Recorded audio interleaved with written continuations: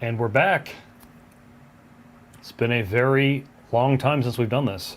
How long has it been, man? I think 16 years. I think I was like 12 years old last time we did this.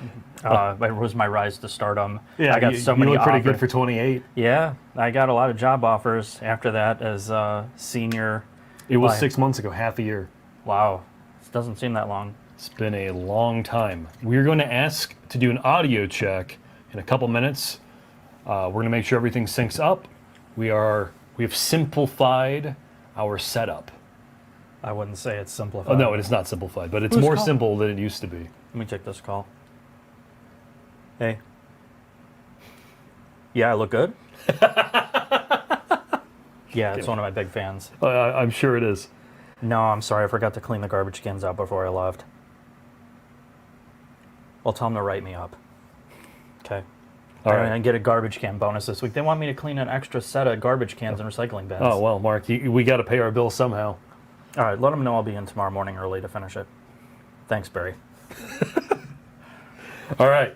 So we have a lot of questions to go through. We have a lot of updates to do project-wise. I mean, 6 months. We've done a lot since then as well. Yeah. We will do our best to get through as many of these questions that you guys have as possible through this. Our plan is to cut this off by like 10 Central. So 2 to 3 hours of this is what we're planning to get through. So what'd you say, 10 hours? Yeah, we're going to work on this. No, 10 Central is what my okay. plan is to pull the plug. All right, so... and Chinface is somewhere in the comments moderating everything. Good. That's what we like. That's what we like to hear. That's what we like to see. We want to keep a real tight ship. There's a 6-second delay. Between us and... No, 6-second like spam delay on the comments. Oh, so you right. can't hammer away. I don't want the Google servers to crash from this. You know what I mean? They're not Hey, we're going to set take up on for Delta Airlines again, Yeah. single-handedly. So again, And Chinface is moderating somewhere. good. So hopefully this is all good, and let's start with our stuff. All right, what do you want to talk about first? I got a whole bunch of stuff here. Which one of these topics do you want to start with first? From this list. Let's do... Goddamn, Mark. Let's start with the car updates. That's a question that Patreon has asked, and people have asked us quite a bit. You're Mr. Lucid and Mr. Honda Type R and Mr. Honda Pilot and Depreciation Princess BMW X7 Yes. and S2000. Yeah. How is the Type R? Do you like it at all? Have you driven it since the beginning of this season? Well, let me just say, I drove it a very pesky 2,200 miles. I think I have 2,900 miles on it. It has sat since October, other than to drive it from the shop to my garage. And I'm like, oh, I'm going to drive it if it's in the garage. And I've not driven it once since I parked in the garage. In fact, now I have to charge it again. That's one thing about that car is the battery does not... It would just discharge it. If you leave it locked, yeah. especially if you leave it locked with the remote and walk away, the car will... Was the it battery like the will... safety or like it must be anti-theft thing? something. It's like 2 weeks tops before the battery discharges. So anyway, that's about my only update. So the goal with the Type R is we are going to do an entire video of me competing with Jack Yes. at Autobahn Country Club.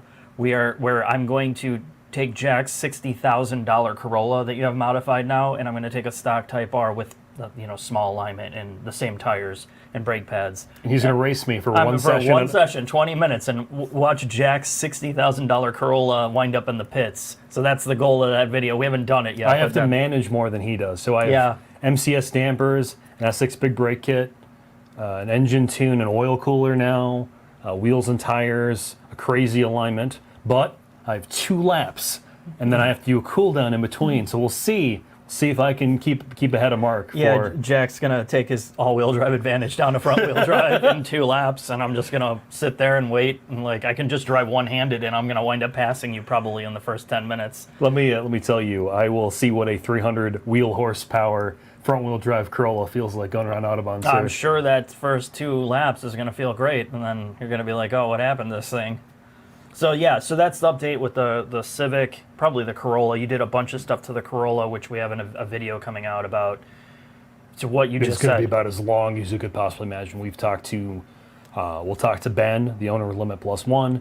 He is the single largest reseller or retailer for Corolla parts in the world. He's several thousand customers, and he's done everything with these cars, from sequential builds to just exhaust to everything in between. We'll be talking to Graham, the engine tuner, the biggest engine tuner for this. You'll be hearing from Wyatt, as soon as I shoot his interview, from MCS on suspension design. Grant from Annex from a cheaper suspension perspective. We'll be talking about brakes. Yeah, and you're going to have a everything high-low build in there, too. It's a high-low comparison along with everything you need to know about the Corolla. It'll be like an hour long. Yeah, I can't wait to edit that. Yeah, Yes, Jack's sir. here's 2 hours of people talking and no B-roll, so that's going to be really fun. Yeah, Anyway, I'm sure you're going to learn a lot. There's a lot of knowledge in that if you want to learn about modifying if you love the Corolla. Corollas, and you'll learn to hate it like I do. I had to drop Jack off today at Limit +1 so he could pick up his car. And I'm sitting in this Elantra hybrid, and I'm following him down the street, and I'm like looking at this thing. His bumper, it got hit, so the paint wrap or the vinyl is not on the back, so he's got a mismatched rear bumper, and then the front bumper's popping off in the corner because it's been removed too many times, and now it's not hanging on. I'm like, you And reap it's what you super sow. loud. Yep, it's so loud you don't even want to be near it. I'm embarrassed for this guy. I'm saving the Don't worry, I planet park with it 40 next to miles the per Z06, and I look at it and go, yeah, bowling green. I'm going to have that Z06 towed out of there. What about your Lucid? Oh, yeah, the Lucid stuff. I mean, I just did a video about it. I don't really think there's much more to say at this point. If you are interested in that car, just check it out. Check out that video. We're doing so that's part of the Lucid. We are doing a massive video series going to Lucid to talk about how a car is Engineered. like literally how it starts on paper in the boardroom or however in the bathroom, however they talk about dreaming up a model and the difficulties of thinking it up, what it's like to put it in production. That should be your bio later. Yeah. From the bathroom to the boardroom. Yeah, from the bathroom to the production line. So there's going to be a lot of technical detail of how a car's made and what it's like in the idea of it versus the reality of trying to get those ideas and make a car that works. So there's going to be so much cool stuff. I know that it's not going to have the massive viewership, but breaking it up into We'll also 5 be separate driving episodes. Gravity. Yeah, we're gonna be like seeing how they do gravity and all that other stuff about that. So again, the Lucid part is the Air specifically. I know a lot of people, but this is gonna go into the next topic we're gonna talk about. My big thing with the Air is I'm excited for it because it's actually a really good car. Like these updates that they've done to it, they've got it to a place where for a first car in 5 years of working on it, I mean, it's EV or not, you could put an engine in it, it would still be a great car. It just happens to be an EV, and that's why it's the best kind of EV. Yeah, no, for sure. And so that's why I'm excited about doing this series. I'm not going to bore you guys. We have a CX-50 as well as a long-term. Oh, yeah. Yep. That's following the line of the Mazda 3 long-term that we've done. We'll have the CX-50 for another 6 months or something. Yeah. We'll have it for a year. We'll walk you through the pros and cons, and we'll also be doing a comparison test of all the family CUVs in the end of August. Yeah. All right, next topic. So we're going to go into the next topic, which is I just wanted to talk about this since this was a last month debacle, and it started with some video I made that was just talking about whatever. It didn't really make much sense. It wasn't formatted great. My bad. So I did the thing about the future, kind of where we sat with the future of cars, and I just talked about the Lucid, right?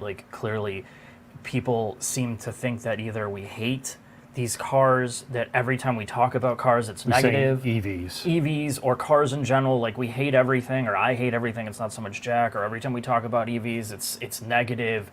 There's this, I think, a very big misconception that we do not like EVs, and I think the straight about it is,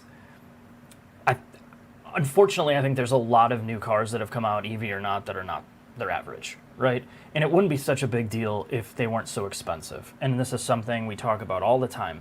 In the case of EVs, they're more expensive than traditional internal combustion engines. They have to be subsidized by the brand to get them out the door, or EV tax credits to get people to buy them. And now we're seeing the thing with the depreciation curve is really high on luxury EVs. And just last month, this last quarter, I think I told you this, 92 or 93% of all luxury EVs are now leased. And the lease percentage of regular EVs are coming up to really high levels because that's the only way they can move them. Yeah, because they're subsidized. Yeah, they're subsidized. It makes sense. You can get a cheap lease. You can try it out. So the thing with that is you're starting to see this weird depreciation on a lot of them. If you go look right now on like Auto Tempest, Cars.com, at whatever, and you look at the depreciation on like these 2-year-old EVs, they're it's unbelievable how much value they're losing, and it's almost exciting because some of them, like, they're tempting enough. Yeah, like an iX. Yeah, an iX is a great EV. Like, despite some of the ugliness of it, like, if you could get that car for $50,000 CPO'd for a couple of years and just walk away from it, I mean, that'd be a really cool experience. So it's not that we're down on EVs. There's just a lot of in-between stuff that's with it, and I think there's a lot of average ones. And if you're going to buy one of these to have an average car, don't. Just buy a regular car at this point. And I think that's the argument that I keep getting in with people is I'm not against it. I want to see a better car. Like the Lucid is actually a better car, regardless of apparently EV. the new Model 3, we haven't driven it, but apparently the new Model 3 is pretty decent. I'm sure it is, and again, that's the other part was the Tesla argument. It seems like every time we do an EV video, it's like cancer. Every time it just turns into this big, like, the trolls come out more than if you talked about politics with EVs. It's always almost the same thing now. Pretty much. And it's always about something to do. I could do any EV. And if I don't bring up Tesla, it's like, you're biased. How could you not talk about Tesla? Why aren't you talking about Tesla? Like, I don't want to talk about Tesla. That's not what I'm doing. But anyway, so let's talk about Tesla, Mark. Yeah, let's not. So I don't want to beat this into the ground, but I know a lot of Reddit, like on the Reddit, every time our stuff gets posted about electric cars or something about these topics, like I get roasted because I don't really understand why people think that we hate them, but we don't. No, I think some of the best luxury cars we've driven are EVs. Yeah. Lucid aside. Yeah, genuinely. right, yeah. All right. Anyway, so that's I just wanted to put that out there. What else do you want to cover? Like the stuff that we've been doing. Let's do some of the upcoming projects. We have one. You have a. Yeah, I do. Is it Vets and Porsches? Is that the topic? No. That's not. Things we did recently and things we're doing. So we have done, in the last 6 months, the big projects we've done, we finally did NSX Type S versus E-Ray. Oh, thank the Lord it's done. After like 2.5 years of screwing around with 2 NSXs, that feels good to be done. Yeah, so we finished the NSX documentary that 3 people watched because it's all in Japanese. Mm-hmm. And then we did our NSX E-Ray video that 4 people watched because it had an E-Ray in there along with the NSX Type S. Go watch that comparison. The lap time difference between those 2 vehicles is shocking. But credit to Acura, they did their best to support a loan on a car that is dead. Yeah. And the American team is really great to work with. And the Corvette team, per usual, is great to work with. What else have we done? We drove the new 911. Mm-hmm. We did it should have been a GR86 in retrospect because nobody buys BRZs. We did a BRZ versus ND3 video. I mean, we've done a lot of shit in the last 6 months. A lot of videos. Yeah, a lot of stuff. And I feel like, so somebody asked in Patreon or one of the comments, like, how's it been with doing videos with kind of like a downturn in the car industry? Not downturn, but economy, right? It's changing things quite a bit as cars are more expensive, loan rates are higher, all of this, and there's not a lot of new cars out or a lot of things to be excited about. I think we're sort of I tell you this all the time, and talking to some of the other automotive channels, without naming them all, they are concerned from their perspective because people aren't excited about cars like they used to be. And I think a lot of it is the last couple of years, to be fair, everything great that you could possibly imagine from a hype perspective has come out. You had the FL5, GR Corolla, the new Elantra N, the Golf R, the new Civic. Affordable stuff, yeah, but even the cool stuff like the GT3 came out, 4RS came out, GT3 RS, the Z06, all of these really exciting cars came out. And this last year, well, things like the new 01 and the Elantra refresh for 2024 are great. I just don't think there is that huge surge in really fun cars. We're sort of in between generations right now. Yeah, and I think the other thing too is like people ask us about the whatever it is, like the Ioniq N, the EV that's like. But nobody cared about that car. That's another weird one because it's like, okay, here's a next generation car, and I'm kind of sitting on the sidelines with it because every time we do EV stuff, people are like, I don't want to talk about it. So I don't know whether to spend time on it or not spend time on it. It's just mostly. If you look at most of the videos on that car, they didn't do well. View-wise. No, they were good videos. Yeah, the throttle-less video on that car is very, very good. It's just. It's funny when you talk to like Thomas and James or Jacob and Yuri or whoever, they see from a viewership perspective, nobody cares about EVs. kind of care about hybrids, but they really, as soon as you put hybrid in the title, nobody watches. Yeah, it is. And I mean, I get it. I mean, the other thing too is the Ioniq N is a very expensive car. Yeah, sure. It's not like $40,000, right? It's like 60 plus. Yeah, Isn't it over 60? Yeah, I think it's over 70. Yeah. Somebody was asking me on Instagram. They messaged me. I'm like, I want to either get a Lucid Pure or an Ioniq N, and they're similar price. The Ioniq N will be more fun. Yeah, I know. Well, that's the thing, right? They're two different cars, but I mean, but you're going to a $70,000 price tag, so I understand why people aren't like jumping off the, getting so excited by it. But, I mean, there's a lot of videos and projects that we've done. I think we did the Murano, right? The Murano. The Murano. Yeah, that was a big one. I know I did a second video. And huge thanks to everyone who was in that. Yeah, there was a lot of people in that video. A lot of people involved. That. Probably the most fun I've had doing this in a long time. This is the most fun I think I've ever had doing this with you. Yeah. To be able to create a backstory on that car was amazing, and now I need to sell the car. So that's the next one. Not that one. Where is it? Yeah. Oh, I got to get rid of the ticker.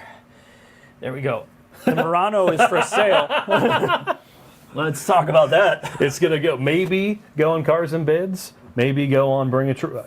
It's supposed to go in Cars and Bids. That's the original plan. I've dragged my feet on it because I've just been so busy, but I need to get rid of it. So before it goes for auction, if you have some flaming desire, we'll give you the player plate as well. You will get the real player plates. You will get the Barry Manilow autographed CD. You'll get the Johnny Mathis CD. You will get Barbra Streisand CD that comes with it. You will get the original brochure, the one this car launched. You will get the car fully paint corrected with over $2,500 of labor of interior and exterior detailing. You'll get brand new, are you ready for this? Bridgestone Alenza Ultra all-season tires. Incredible. They're probably worth more than the car. They're 800 treadwear, so it will outlive the car. You will get an autograph from Jack, not me, because that's worth too much money. I'll sign a piece of bullion. I'll sign the dashboard like all the engineers do for the sports cars. Like, oh man, I got this. It'll just say me. Yeah, I'll just sign somebody else's name, one of the engineers. Chef Hyun sign it. Yeah, the chief engineer. Yeah, chief engineer. So yeah, if you're interested in taking this car off my hands, so I don't have to put it in auction and do all that work, hit us up on the website contact form, and Jack will go through your offers. To be transparent, I spent like over $12,000 on this thing, including the paint correction and all that. Oh, so yeah, I want to recover that. If you had told me when I was a younger man than I am now, that one day you'll be sitting next to your boss on a live stream trying to hawk a Murano Cross Cabriolet, I would be like, a peak. Guys, I got to get rid of this thing. It's make it or break. I'm not going to be able to afford my cage-free eggs this month. But seriously, I'd love to keep it, but it's just I can't even roll into something. We'll roll it into It's another just project. stupid. I mean, if I was in a different place in my life, I'd keep it just for the pure hilarity of it. But if you know someone who has a contact with Planters Peanuts, been trying to get a hold of their Nutmobile now for the last year. Yeah, we need to get the Planters Peanut truck because we're trying to do a comparison between that and the Oscar Mayer Wienermobile. Yeah, we're gonna do a drag race series with those two cars. It's been my dream. All right, so future projects. We need to go back to what's coming up. Okay, let's do that, Jack. Let me hide the ticker. Okay. We're doing something with 1,000. No, see, Mark. Let me find wait the a second. I don't know. We're gonna go. There we go. That's better. All right, so there's a certain 1,000 horsepower car we'll be doing a video on. Which one? There's a lot of 1,000 horsepower. The one from Bowling Green. Oh, there's not a lot of cars from There's no cars from Bowling Green. Is there any other car factories in Bowling Green? No, that's the only car factory that matters, honestly. Other than the one in Stuttgart. Oh, you talk about that. I'm leaving while you're talking about vets. So we'll be doing a video on that coming out sometime in the next couple months. We have a GT3 RS track record attempt video that we're doing at Autobahn, and then in the future we'll be doing the Lucid Sapphire versus the Taycan GT, and assuming Tesla wants to come and play, the Model S Plaid track something or other. will show up as well. I want Elon to show up. You want Elon to show up? I want him. I want to tow him. I want him to drive all 3 of them. Yeah, I want to have like a little attached cart in the back with the Tesla and just have him like being towed in it. I want him to look like he's in the Pope Mobile. Like have a little box, coming out of the sunroof. Yeah. So that's coming along. We have a couple other videos, but those are the immediate ones. Oh, and we'll be doing 50 years of 911 Turbo this year. I know you're real excited about that, but it's driving all the turbos. We have a 918 video coming along. Another Porsche thing. I know that's real exciting for you, Mark. No, I don't know. Some of these, along with these projects, and it sounds great until you have to do the work. You have to do the work. You have to do the work and all the editing. Mark, I got this great idea. Hey, I got this great idea. About 3 hours of people talking and nothing to put over them talking. So here's another project that I wanted to do, but I didn't. So I'm just going to show you right now so you can... Deb's saying hello. Andy the Lab is in the comments somewhere. Yeah, Deb's going to help us with something, a project that's coming up, because she's really adept at manipulating camera. And Jack can talk business, and Deb and I can make art. Yeah, I'm John Business. But, anyway, so before I get on to that. All right. This is not a plug for the book. I have nothing to do with this. I have nothing to do with selling it, nothing, okay? This book came out. It's written by the chief engineer of the LFA, and it is all in English, if you can believe it. It is the complete history of the car. This came out, I think, a month ago. So if you're interested in the LFA, this is about $45, if you can believe it. It's a really good deal. I thought about doing a video and interviewing him, and I decided against it because I just can't handle any more projects. I just can't handle it. I don't want to go to Japan again and, hey, man, you want to talk about a car that's going to take me 3 years to make, and I'll make $300? And we won't be able to drive it either? Won't be able to drive it. Another weird 2 old car videos we're doing. We have one on a Lotus Carlton. Jeremiah, one of our viewers, sent me a book and all the information on it. I'll try to do it in fall. And then, what was the other one we were planning on doing? Oh, this was a comment both on Patreon and through here. GM is a bit sore about the death of the 6th Gen Camaro. A couple of viewers have offered us SS1LEs. I will send off the car that way. Do a video on deep dive on what is my favorite affordable sports car, affordable being under $40,000. It just, sadly, it's in the body of a Camaro, but it's a really, really great car. It'll be fun to send that off in our kind of way without having to have GM involved. And we're getting another Blackwing. Oh, God, yeah, I know. Jack sent me CT5V Blackwing, Mark. Yeah, Jack sent me the update for that with the update. Precision package. No, you can't talk. It's embargoed. No, it is. They already released it. Yeah. Oh, okay. I was gonna say, please don't. So yeah. Anyway, Jack's like talking about it, like, oh, now we get to do a Blackwing. I'm like, all right, whatever. It's going to be ridiculous. That's all I care about. Blackwing. Literally, when I read that, I was like, I should call a doctor. My pants have been tight for 5 hours. Okay. All right. What else we got? Let's see. We got, this one's an easy one. Support us on Patreon. Yeah, so we do have a Discord. Yeah, it's working. It is working. Jack's on it all the time. Chin Face, Chris is on there all the time.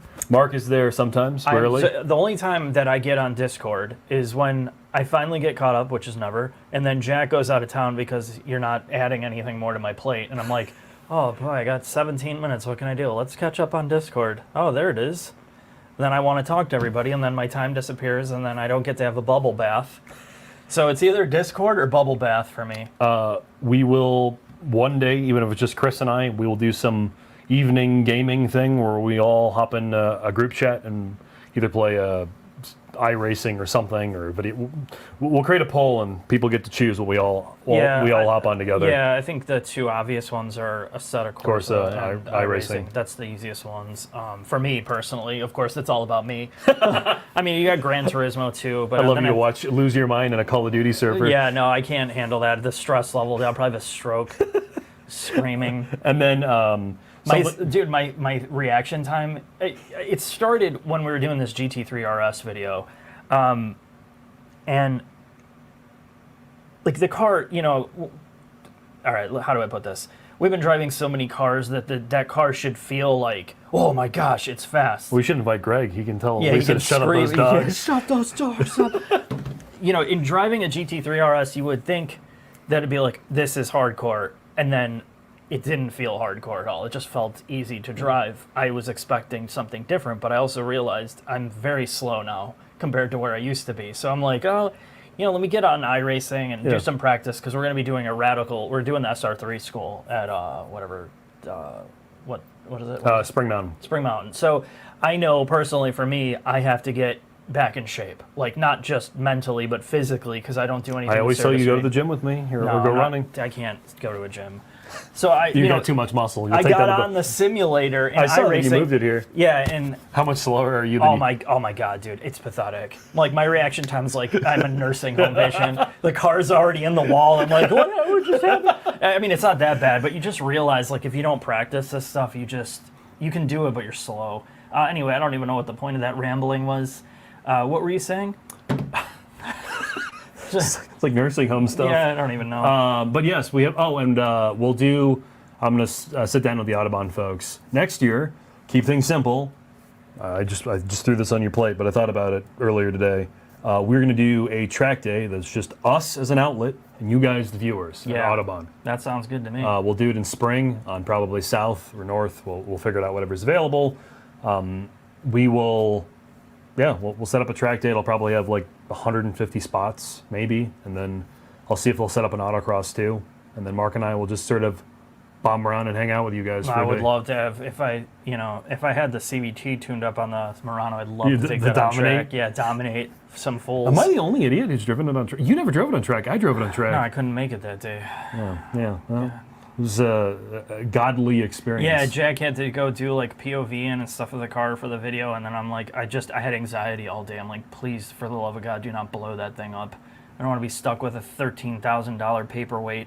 Can you guys all hear us as well? I just want to make sure from a comment perspective. Yeah, they can hear us. All right. They can hear you. Let's cover this. There's a lot of covering before we're getting into the question and answer, and I'm sorry I'm putting the Q&A off a little bit because I know it's going to go nonstop. We have sponsorships, and I want to explain this.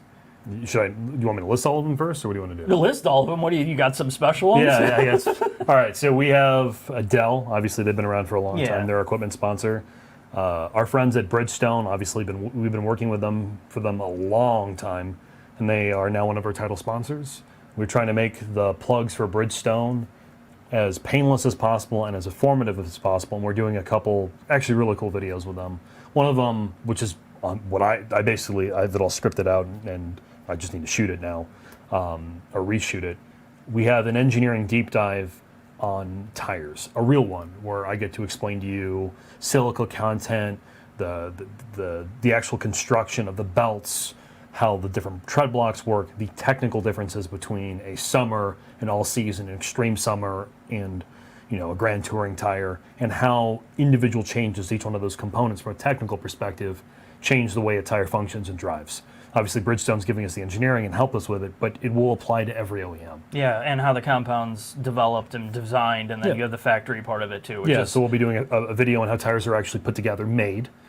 Yes, it's a Bridgestone factory we're going to, but again, you can apply this to basically any OEM. It's about a lot of this stuff, and educational. This is how we're these long-term sponsorship deals keep this the lights on. I mean, basically. Really, it keeps this stuff going. So one of my big things is a lot of these brands understand that regular advertising does not work anymore. Like people tune out. You're not stupid. The people that are watching these videos are not dumb. They know when it's an ad, and the more honest you are about it, the better. But at the same time, there's things that I want to learn doing this, and the tire stuff is obvious. Like, let's show how these things are made. If I tell you it's a Bridgestone Alenza, almost as comical for the Murano, it's funny. But I really want to help. I want to learn about how things work, and I want to help other people learn. And if there's a benefit to us to keep this going, that's why we're doing it.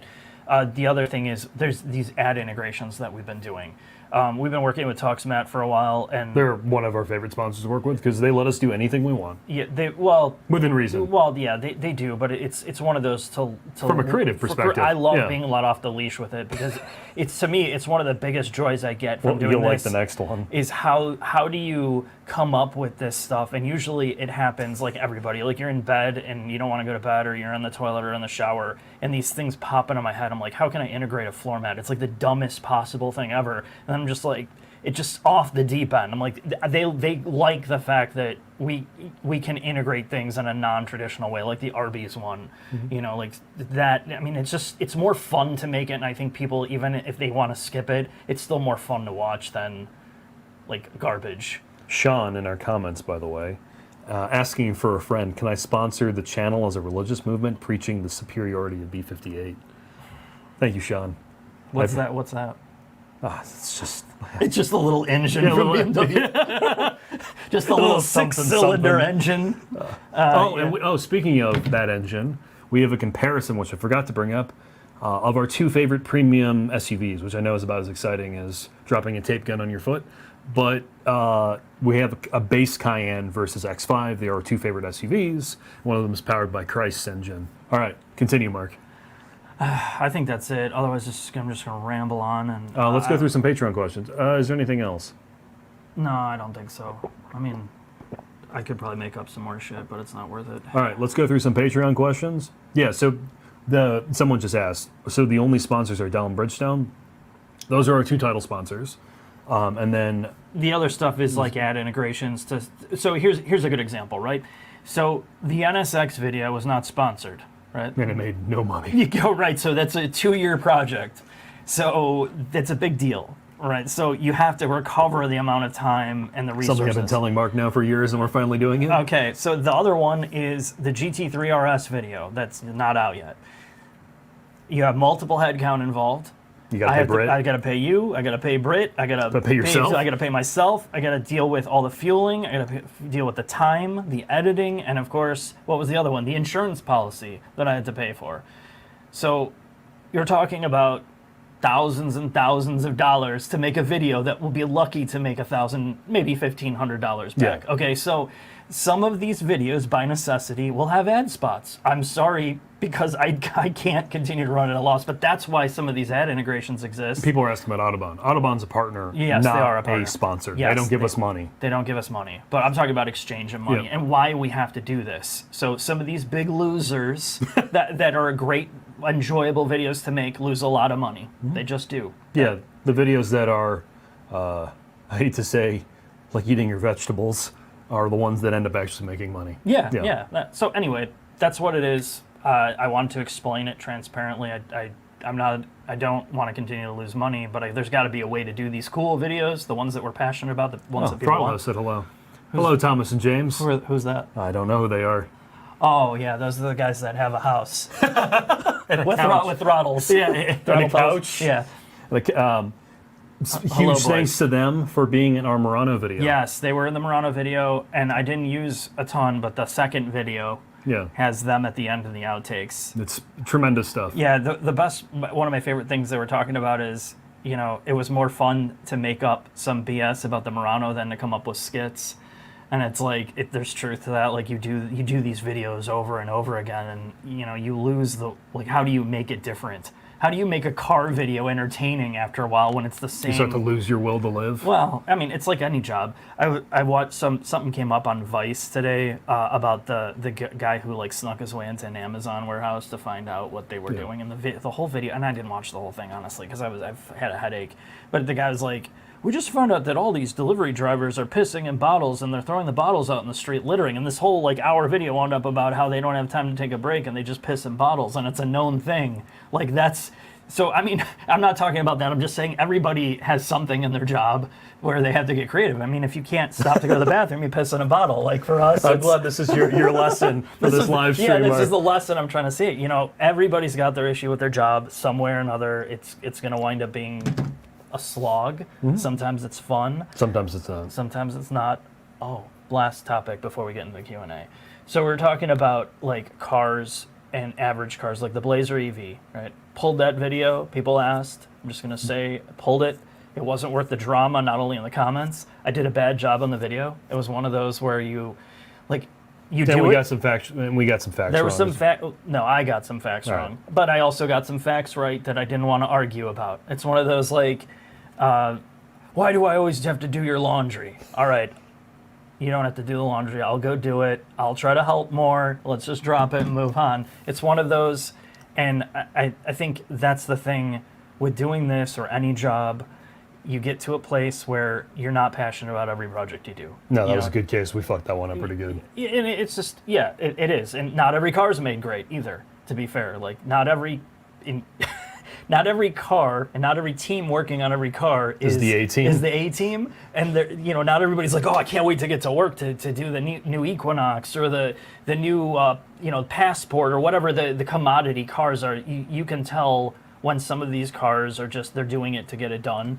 And it's the same thing with your job. Like, if your boss is like, hey, I need this project, I need this spreadsheet with a bunch of details that are going to change in 6 weeks that are going to be completely irrelevant, you're wasting your life. It's like the equivalent of sitting in traffic for 6 hours. One of the things we pledged to do is now try to focus on cars that you guys care about or we care about, and and try to find that balance. Because to be fair, both of us have to be engaged for the video to work. Both of us being Mark and I, and you guys, the audience. One other thing, while the Throttle House guys are still there, we do want to do a video with you guys. We will figure it out.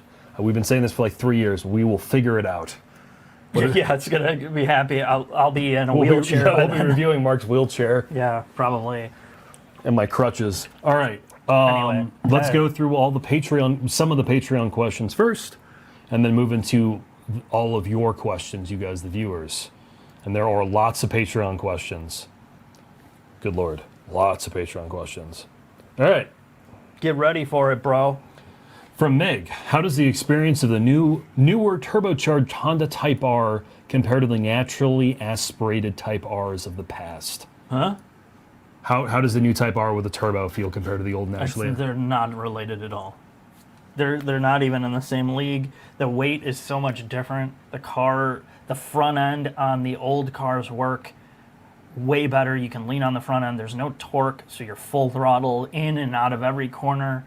It's a more kind of emotional experience, but it's a lighter weight experience. You see more, the visibility's better. But you die in an accident and you're going slower. Yes, it's way slower. I mean, like, we're talking probably 20 seconds. If you took a new Type R versus the 6th gen Type R, the first Type R Civic hatch, and you put them back to back on like our track, it'd probably be 8 seconds a lap slower easily. Yeah. So the new one's way faster, but they're two different experiences. I don't know. I like the original one much like I like the NSX and the Integra Type R, those original cars, because it's not about the speed, it's about that connection. Yeah, you don't drive a spec sheet. Yeah, you feel it. Like, you feel it in the front end. You're like, wow, this is cool. But the new cars are they're fast, so it makes up for it.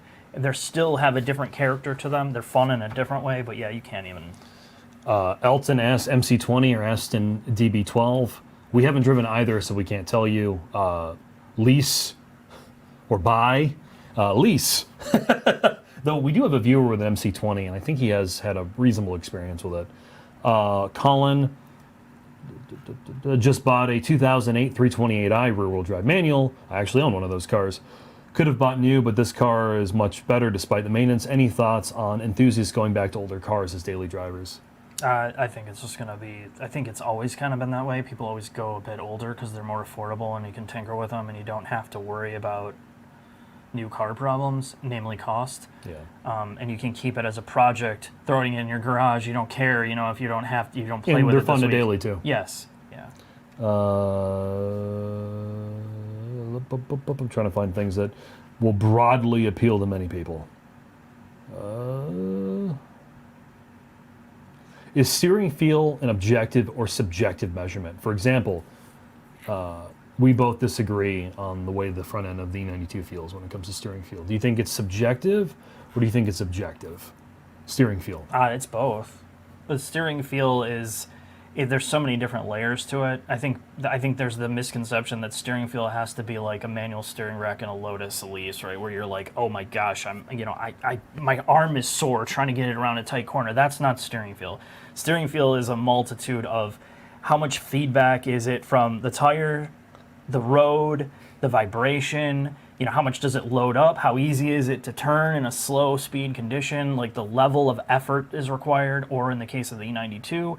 It's hydraulic, it should be better, but the way it is stock, it feels overboosted, until you get more tire under you, and then it changes, it gets a little bit heavier. I think there's a difference between the way steering feels and the way steering responds. Yes. Because you can have a very linear rack that does not have any feedback. You don't feel what's happening to the front tires, but you can have a rack that feels everything, but is not linear. Like I think about your old Ariel Atom. Yeah. You felt everything in the front end, but the steering wasn't very good.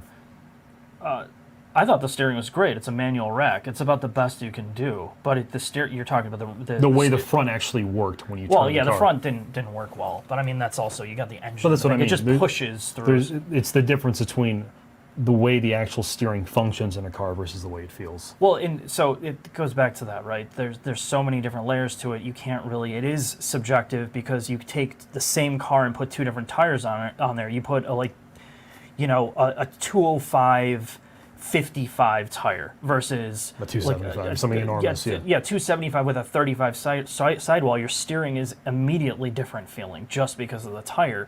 And then you have the way the suspension's designed, right? They're mostly designed to isolate out any type of vibration through the wheel because nobody wants that. But again, what's natural is, to your point, the linearity, right? You don't want to be turning a wheel and you're getting the result that you're not expecting. It's got to feel natural, and you have to feel something.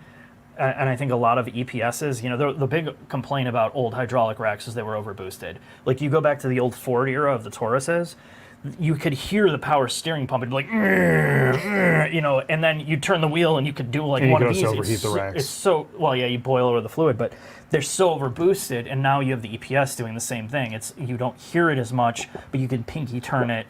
And so I think the brands that do it the best find the good balance between the both, where when it's loaded up, where you're feeling it turn under load, you're getting some feedback of what the front wheels are doing without transmitting a ton of harshness into you. But again, everybody's different. If you take an 80-year-old woman and put her in a car that has too much force required, it's as equally subjective as it is objective. Yeah, right. Ryan Robinson asks, any race schools that you guys have been to or can recommend? My race school, where I just yell at you incessantly. I just scream at you until you'll never amount to anything like me. All right, so... By the way, these guys are trolling in here.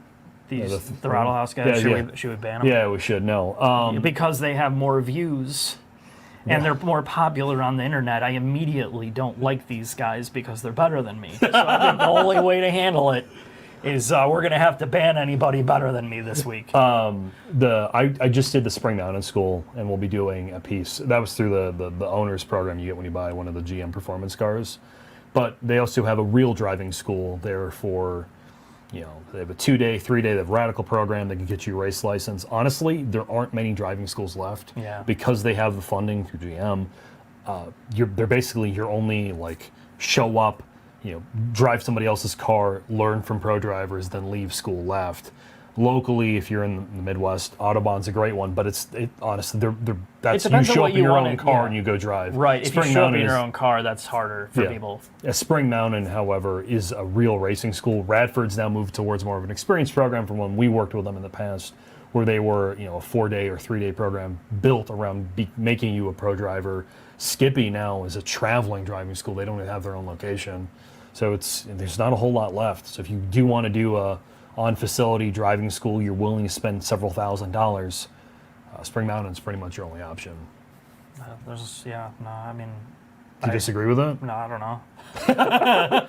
Just take a time machine and go back to Bondurant when we were there. Yeah, it's hard. It depends on what you want to do. If you have your own car, you have a lot more options in terms of driving school or private instruction. Yeah, private instruction is the best thing you can do. If you have a track that you can do private instruction, you're going to have one-on-one time as long as you have telemetry. That's my big complaint about driving schools. If you don't have telemetry in this day and age to show throttle position, brake position, where you're turning the wheel, on and off throttle, all of that stuff, it's really hard to learn without having somebody right next to you the entire time. The telemetry is really going to help take you to the next level.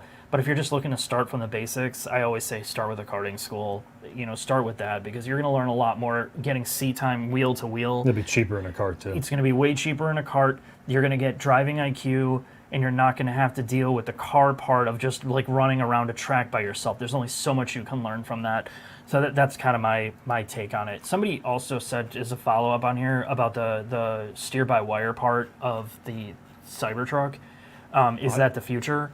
And, we talked to JTech. This was a long time ago when we were at the auto show. I think, was it Detroit?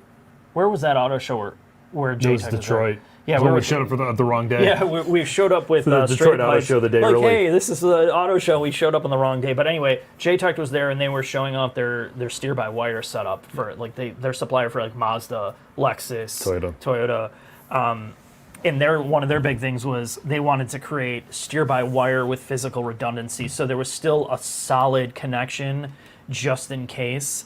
And I think the problem with that is packaging, because the reason why a lot of these brands want to go to steer-by-wire is you don't have to have a physical connection to the steering box, which frees up so much space in the front end of the car by not having that. The issue is like everything. The first iterations are going to be garbage. You know, they're slow. You have processing issues. Like any type of electronic issues, you're going to have some type of delay and lag. So of course, Tesla's going to do it because they're a software company first, right? They're more risks. They're going to take more risks than a traditional They also brand. don't care if it doesn't work. Right. No, that's true, and they're going to patch their way out of it because they can. Hopefully, I think other brands will get to it because we had the same argument about throttle by wire and brake by wire. You would never think, well, brake by wire, it's not going to work. Well, it works now. Almost every car has it to a certain extent, or some type of e-booster effect. Is it the best system? Does it replace a physical mechanical system? Yes, on some cars. The commodity cars that you don't notice and you don't care about You're not threshold braking. Right. In a RAV4. Your regular person doesn't even know the difference. And when you get to that place where a regular person doesn't know, it is the future. But for performance cars, I think most people would opt not to have it just for... It's funny the stuff it affects. So I'm doing a project we forgot to talk about. I'm doing a Z06, like living with, really it's going to be a buyer's guide, and I've learned everything there is to learn about the C8.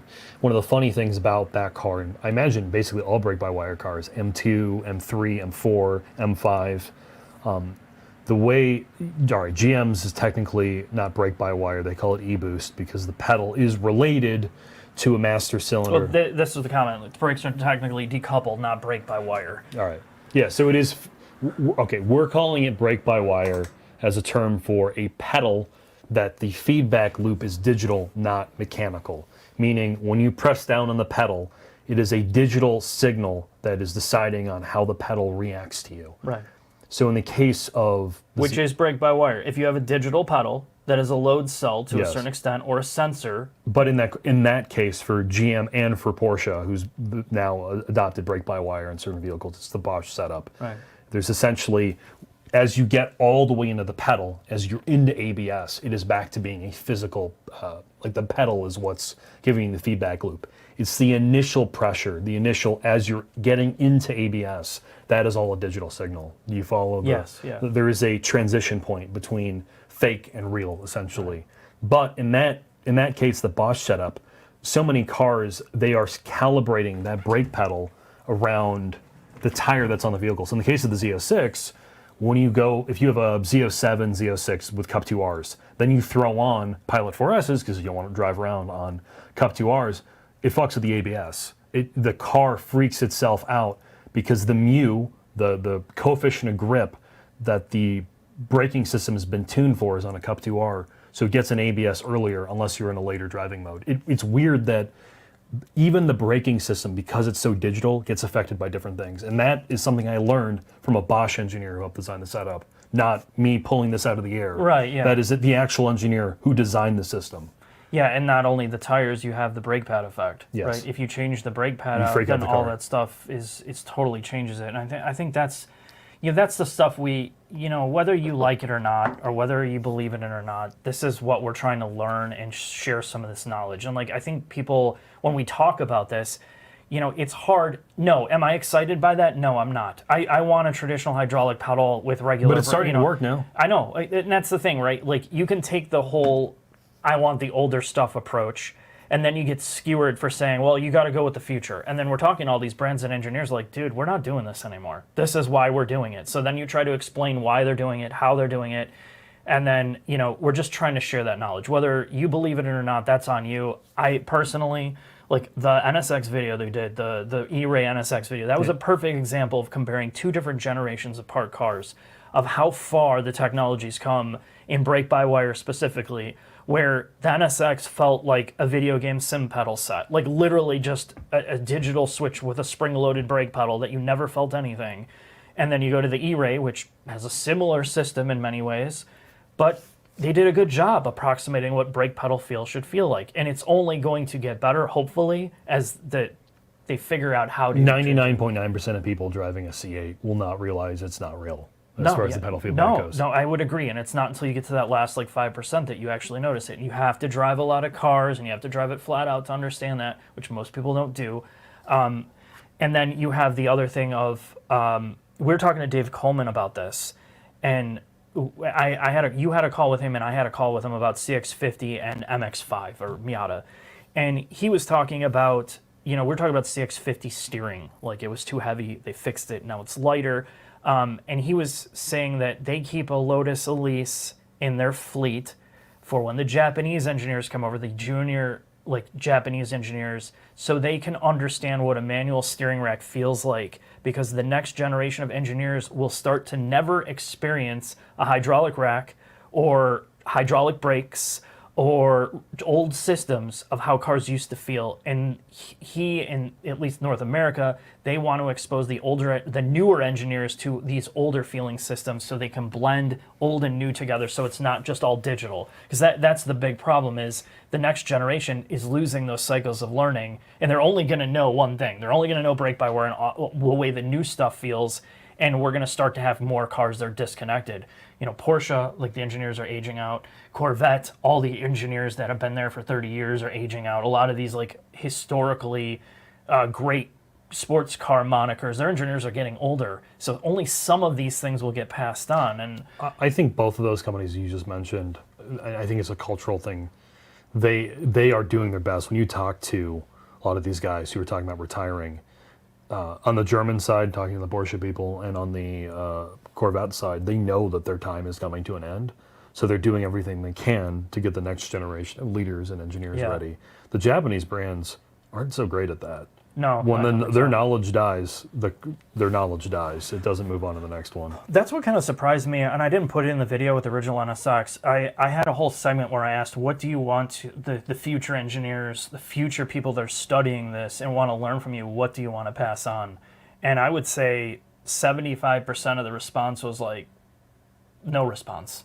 They kind of felt like whatever they learned is no longer applicable. The guy who worked on the engine. Yeah, it's kind of sad, to be honest. He's just it doesn't matter. What I worked on is archaic. It has nothing to do with the new cars. And from a Type A perspective, I understand, okay, what you did on a 3.5 or a 3-liter V6 back in the day is nothing compared to the new cars. But to just dismiss the fact that knowledge shouldn't be passed on, there's got to be some learnings. And I don't think a lot of those engineers, I think once they get to the retirement point, and we had this conversation about some of the American brands, they're like, dude, I did this shit. I got beat up long enough. I'm fucking out. Good luck.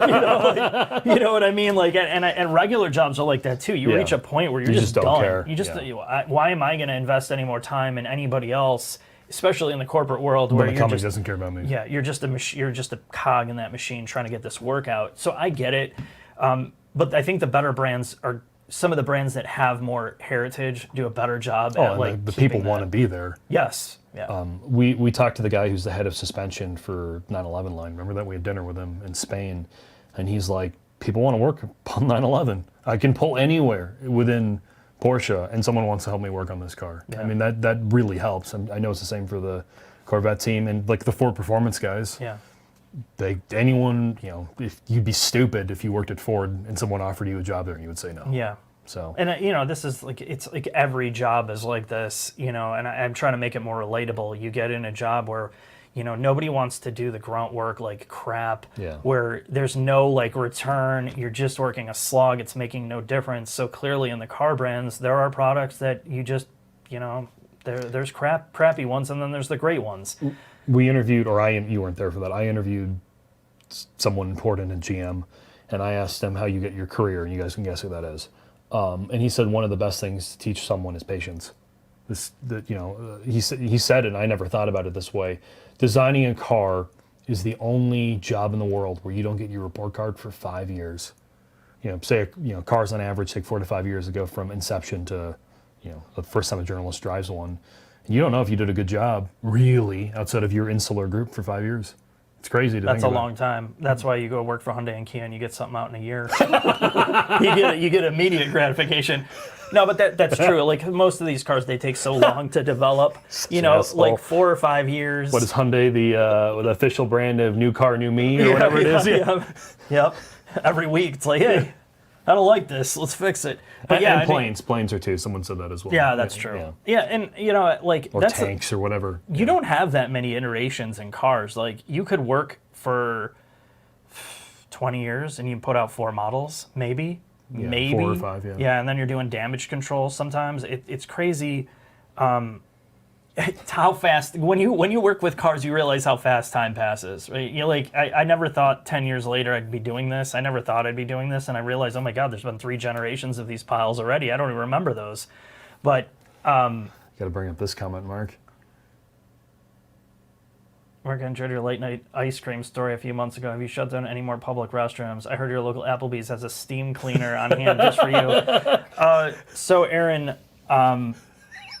here's the sick reality of that. I've definitely had to change my diet around because I've been shamed so much publicly that they had a picture of me on the wall at the local Arby's. On the Arby's by us, seriously, just closed down. And I was going to put it in a video. I was going to surprise you and have you drive there and realize it was closed down and just get out of the car and fall to my knees like in Platoon and cry. But it didn't happen. But yeah, the one where I got the 5 for $5 for the TuxMat ad, that just it closed like a week after I bought that. I'm thinking to myself, I'm glad I did not eat those because there was probably poison.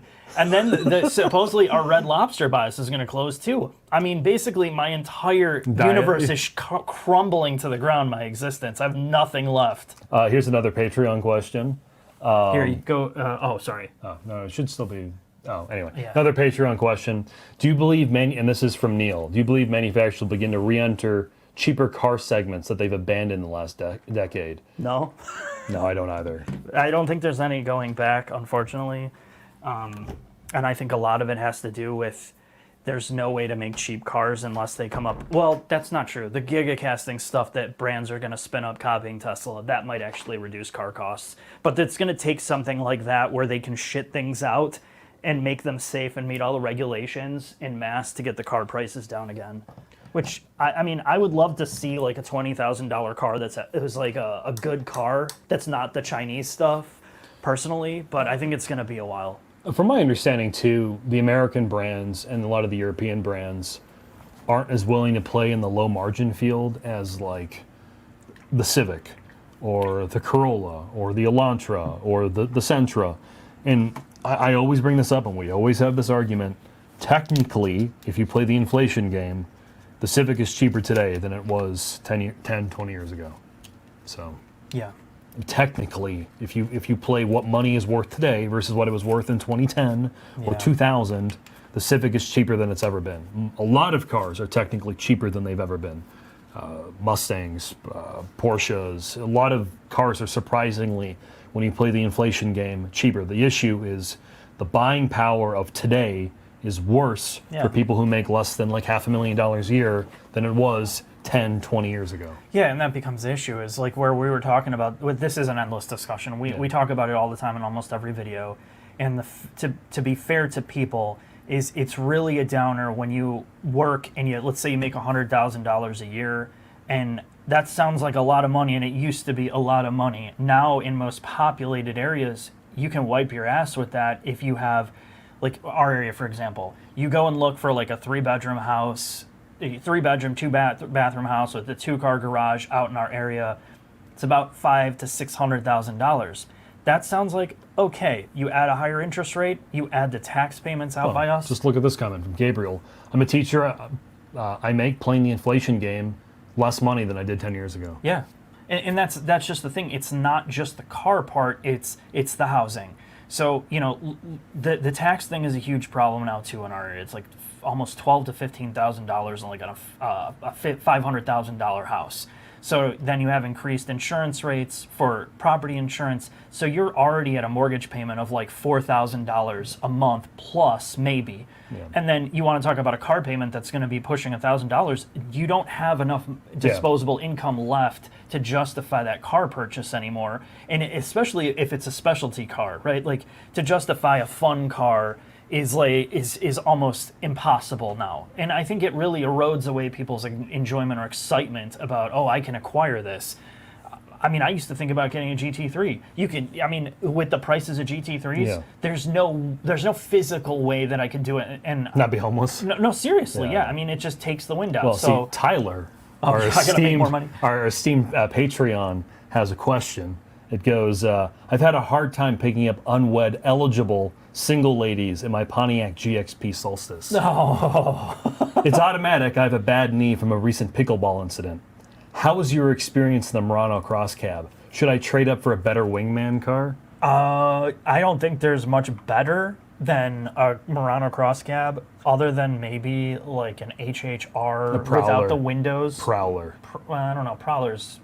You could be a Prowler in the Prowler. But the Prowler's like the Thunderbird redo, the Ford one. I saw one in mint today, mint, or I don't even know what color it was. And it's, like, it's funny, but it doesn't have the je ne sais quoi of a Murano Cross Cabriolet. Like you can really, as a man especially. I wanted to look up a car payment calculator because somebody said, who does 1,000-month car payments? And I just wanted to do this just for... You can't do 1,000 a month. No, $1,000 a month car payment. So this is USAA. Traditional rates on a new car. If you do a $50,000 car for 60 months, zero down, your payment's $955 a month. That's on almost the industry average new cars, like $48,000. So a $1,000 month car payment plus tags plus insurance, you're going to be over $1,000 a month, and that's on just a regular car, a regular new car. So it's very, very feasible, and that's why people are having to stretch out 84-month loans to get it down to $750, and that's really like $850, with insurance and everything. So I mean, again, that's just my point. And you want to go and buy a fuck around car, like for $70,000, $80,000, you got to be rolling in some dough if you have a family and all that. So it's rough. The Cayenne, the average, so the Cayenne that we're reviewing is $96,000, and Porsche gave us their internal information on how much their buyers make. The average household income of a Cayenne buyer is $696,000 a year. I would love to see those numbers from regular brands, like because Porsche. No, Corvette is $170,000 a year. Okay, it's hilarious to think about. That's a regular C8. The Z06 is like over 300, but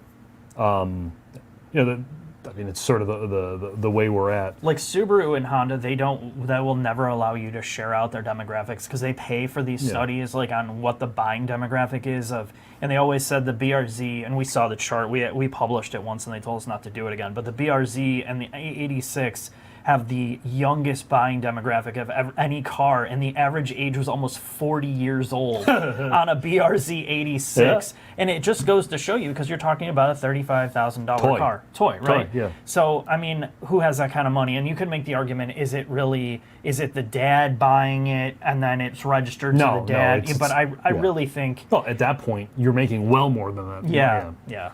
All right, here's another Patreon question before we start getting into these paid questions. Rushi Patel asks, you've convinced me to get a lunch for N. You are just like Chris, or Chinface, our moderator. Should I get a manual or dual clutch? Both. They're both good. What would you get? A manual, because when you flip it, it'll be easier to sell. I also think there's nothing like a manual driving experience. So the dual clutch is great, though. Yeah, it is very good. It's probably really objectively better than the manual. It's just... Yeah, but I think if you wanted to flip it, you'll always be able to sell a manual because there's no manuals available. So that's why I would choose it. Scott asked, I want to feel alive and have a manual gearbox. He's coming from an E90 with a 6-speed. What below $50,000 should I buy? Manual. No, your turn, dude. I always said the same shit. What, an M2? No, I said, M240i. SS1LE, C7, Mach 1. Just think rear-wheel drive cars. What else? The M2? Yeah, the M2. What's the M3? Is it the 340i? I don't remember that. Almost. No, you can't get those as a manual. Oh, yeah. What's the manual one? The old one? Does this have to be new or no? New or used. Whatever that one is. With the manual before they got rid of it. M240i? Yeah. Yeah, you can get one of those for cheap. There are lots of options. Oh, and Blackwing. GT4V Blackwing. Somebody said something about the Integra Type S on here. They had buyer's remorse. It's a front wheel drive car. That's still, for under 50 grand, or a Type R. I mean, you could go for that as well. There's a lot to be gained from those cars, but they're not rear wheel drive. I mean, if you were at I went with one of my friends, Tyler, to a car show, which I never go to anymore, but I met one of our viewers who bought an ITS. He loves it. I think it depends on what your expectations are. It's his first fun car. If you're coming from like an M3 and you go to an ITS, you're probably going to have a bad time.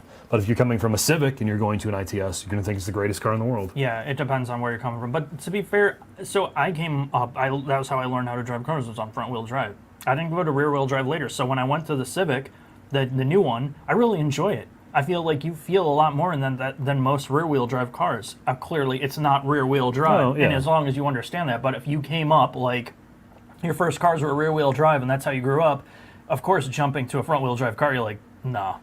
And I get it. I really do. We did an Amira video. Someone says, no, I'm wrong about the inflation. No, that's what Jack says. You're wrong.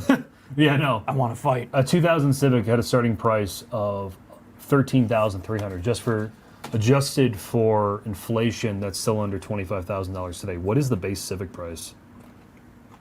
And he's talking about an LX or a DX because the base Civic starts at $24,900 today, as of right now. Yeah, so he's talking about the base Civic, which probably, maybe a DX would have been 12,000. So maybe it was an LX, so mid trim. So what year would that have been? 2000? I'm just curious. Yeah, in 2000. I don't know. You do the math. Give me the next question. What were you talking about before you get into that? Amira. We drove an Amira finally since the last time we did this to now. How do you feel about that car now, having spent time with it? So this is just my personal opinion, is I wouldn't touch that car with a 10-foot pole, even more so now that I drove it. I think my big problem with it is that brand has been around long enough doing sports cars that they should have that thing perfected. And the fact that it's not perfected, doing basically the same thing they've been doing for 20 years, is a big problem. Like the fact that we had issues with the gearbox being reluctant to shift and a check engine light, it's still like, maybe on the street it's okay, but it's far too understeery as like a fun car. I don't know. I just feel like they didn't evolve that thing enough. And whatever they tried to evolve it in is they softened it up, and they're trying to be more Porsche, but it's not. I would give them a couple more years in production before they figured it out and try it again, but I wouldn't touch it. And that's me. I would never buy it. And I'm not super Mr. Porsche, but I would buy a 718 or GT4 over that car, a 718 4-liter over that car any day, just because I just don't feel like it's sorted out. On the street, I loved it, kind of. On the track, I've never been more disappointed by a car that I thought was going to be great. So an LX in 2000 was $14,930. Okay. I don't, but the DX had nothing, right? It had like roll-up windows. I'm trying to think of like an equivalent trim to what you get today. So that LX, which is a base, was considered one of the lower models, right? Because the EX was the big boy. Yeah, EX was the big boy in that. So LX is a middle trim, more or less, right? Yeah. An LX sedan was $14,900 in 2000.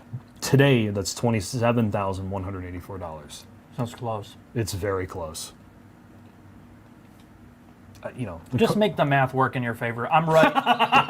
Look, you got to use Jack's calculator, okay? Jack's calculator's different. The thing on my inflation calculator just says Jack's always right. Yeah. All right. You want to start getting into some paid questions, or you want to hit a couple more Patreons? Just hit a couple more Patreon ones. And I'm going to pick out a couple here because I don't want to just alienate the people that are asking. Of course, yeah. I think the Throttle House guys just canceled their order. I don't think that they... I don't know if Thomas and James are still in here, or James or Thomas, whoever it is, or Karsten. I know they just canceled their order for the... Yeah, because it was taking forever. And then we had one of our your cohorts, or one of our viewers, he bought one. Hated it. He bought it, waited for a year, and then it got held at the dealership while it didn't pass emissions. All the cars got frozen there. And then when he finally got it, he didn't like it and sold it in the first 2 months. Yeah. After waiting over a year and a half for it. And I think he came from Borges. Again, yeah, right. It's That's a key thing. What are you coming from before? If you love Lotus cars, you're probably going to love the thing. I just don't see the point of it over a Vora GT. The Vora GT was like sorted out. It was a really good car for what it was. I really enjoyed that car. Yeah, that was a great car to drive. This is a better looking car. It looks amazing. It's a step backward in every other way, I think. At least at this point. What's the best way to start upgrading the driver? Seat time. Yeah, there's no replacement for it than seat time. Get on a track. Even if it's a track day, get some coaching, do a driving school, or do karting. Nicholas Wilder, another Patreon comment. And I will say, our viewers, you guys, and our patrons have probably our sense of humor at this point. His question is, we don't have a track nearby in San Diego. Which billionaire should I challenge in the local toge to give them the passion for motorsports that would facilitate such an investment? Aren't all the billionaires now like car freaks? Yeah, probably. No, he's got to challenge Doug. Doug lives in San Diego. No, he's not a billionaire. Oh, it doesn't matter. Doug can buy Willow Springs. I think Willow Springs is $1 million. And then he needs to move Willow Springs on a helicopter. Oh, yeah, just pick it up? Yeah. He's got a space program now. Look at a Murano video. That's true. Yeah. Well, yeah. With Doug's NASA money. I guess I would race Doug. That'd probably be an easy win. You mean if he was in his G-Wagon and you were in a LaFerrari? Yeah, perfect. All right, what questions do you want to start answering? You know, if he wants to race a billionaire, I technically am, because you I have have a billion dong. Yeah. I buy a lot of dong, a lot of my conversions work in my favor. No, another Amira question. What are your thoughts, and this is one that actually, from Big Papa, what are your thoughts on Ford putting a patent system that'll detect speeding cars? Fords? Yeah. This goes into the question. There was another question in there. We'll combine them. Can you look up that other one where he was talking about the statute, not the statute, the what they baked in that infrastructure bill? Oh. Read that one and I'll combine them into both. All right. There's another question from another viewer. Sorry, another Patreon. I got to pull it up so I don't butcher it. This guy wants to see my porcelain veneers up close. Any thoughts? And this is from John. John in the past gave us a Cobra. I assume this is the same. Yeah, it's the same John. Any thoughts on Section 24220 of the Infrastructure Investment and Jobs Act, which will require kill switches in cars starting with the 2026 model year? Okay.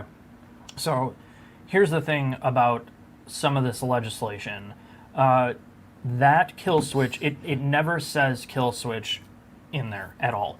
What it is it was designed to be a way to get cars to monitor for people that are impaired behind the wheel.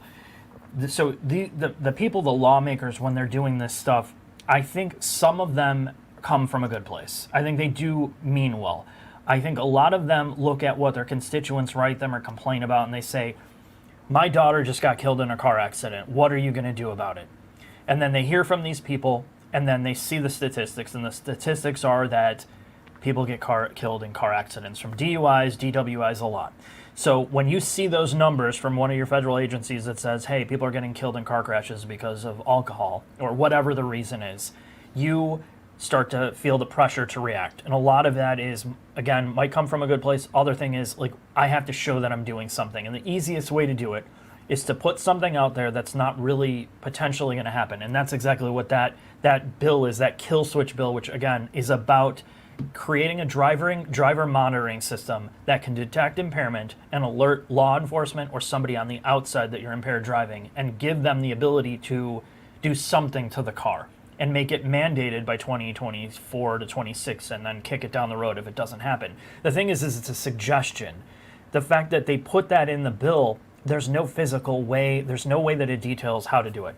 So it doesn't say in the bill, you have to do it this way, manufacturers have to do it. There's no mandate for it.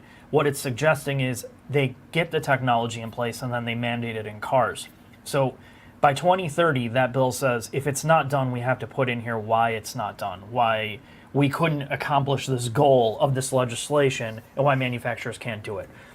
So it's not going to happen because there's no physical way that cars from 20,000 to 200,000 can get driver monitoring that can detect impairment can detect chemical impairment without some type of laboratory analysis or a real laboratory analysis. You could have some way to detect breath, which would require you to have something in your mouth. It's not possible. So they have eye tracking now. Eye tracking in Which cars doesn't work a quarter of the time anyway. Right, and that's just for autonomous 2.5 or upcoming 3, and that's really just looking to see if you have your eyes open. Now take that technology, and you'd have to evolve it out. You'd have to have some way to data process it, data log it, in server infrastructure, cloud infrastructure to send it out. It's just impossible. So the whole concept is they put it out there with the hope that maybe it's going to work, and that's really all it is, to say that they could do something. It's not really going to happen. I'm more worried about the nannies that can come in place, like red light cameras have now evolved into speed cameras, which a lot of other countries have. I think that's more difficult for me to swallow, is because that's easier to do and it can make a lot of money. And then the original question was about, it wasn't about the kill switch stuff for the cars, for law enforcement to turn it off. It was whether Ford talking about a system that'll detect speeding. So that's the same thing, right? Like, we're already in cars that will phone home and tell the OEM that your car is over a certain, and it flags it on their side, and they can see the VIN, and they can set whatever parameters they want to see your VIN, the car, where it was, how fast it was going, and it will flag all these events.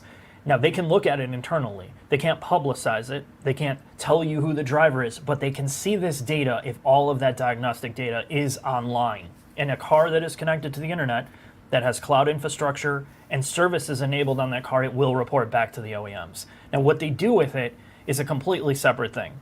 And that's also connected to one of the big discussions that we had about connected cars.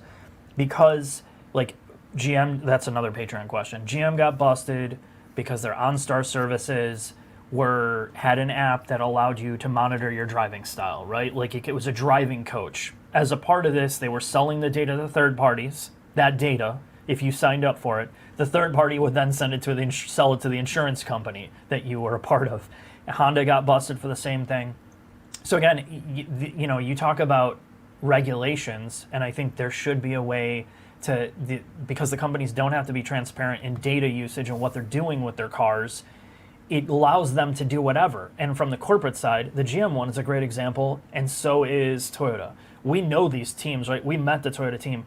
It is floors. You're talking about hundreds of people, if not thousands of headcount to work on infotainment, hardware, software.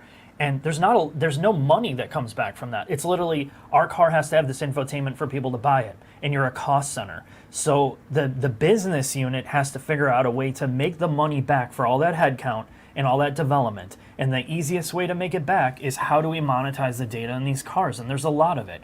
And because there's no rules or laws against it, the manufacturers are trying their way to be crafty with it, doing it buried in, the privacy notices.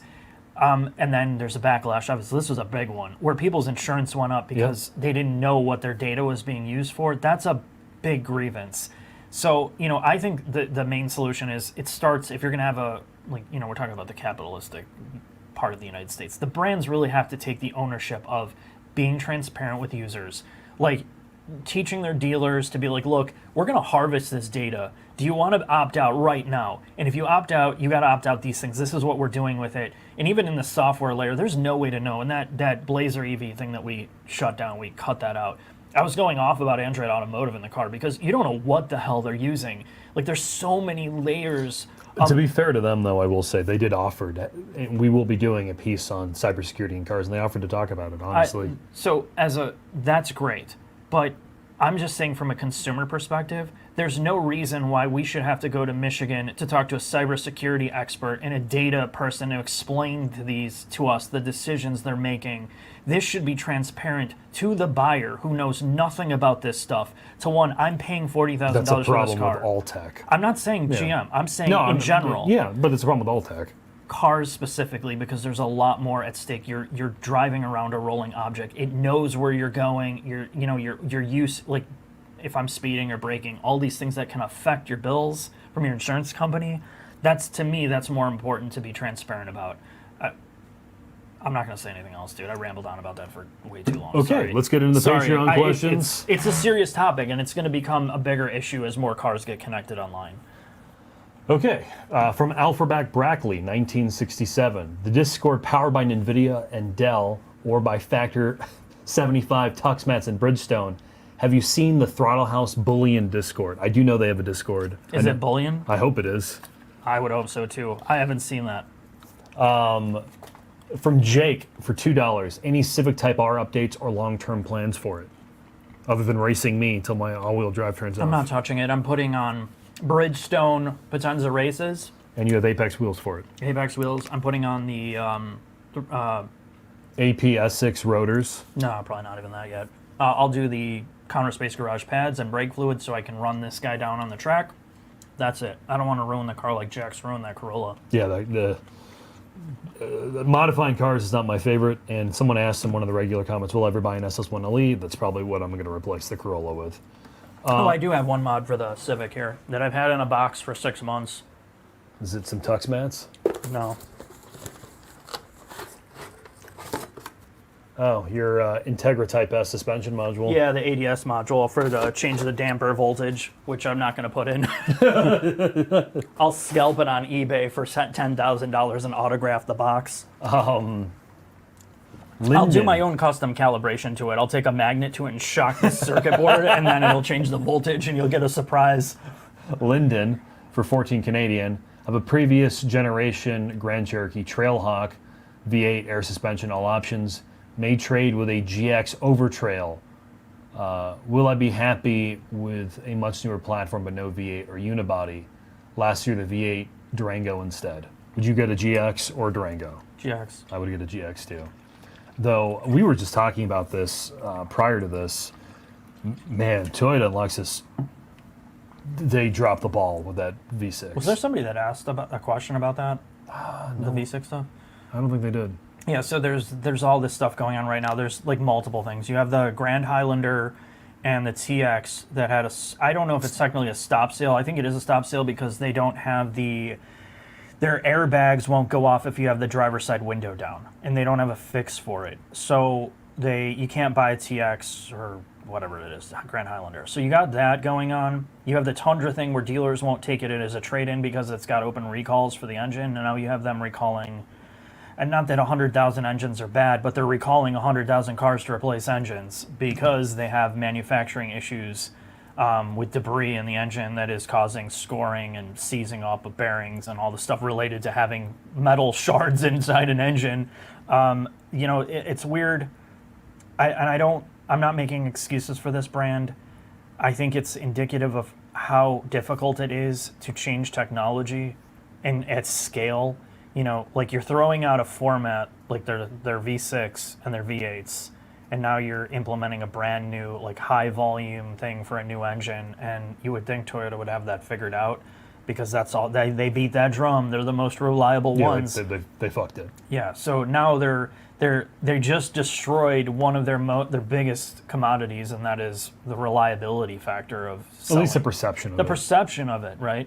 And you're just seeing more and more brands have this same problem. I mean, it's just like you would look at it on paper and you would think this is a catastrophic issue in the industry. I mean, Hyundai and Kia have been having engine problems and lawsuits and just stuff with quality.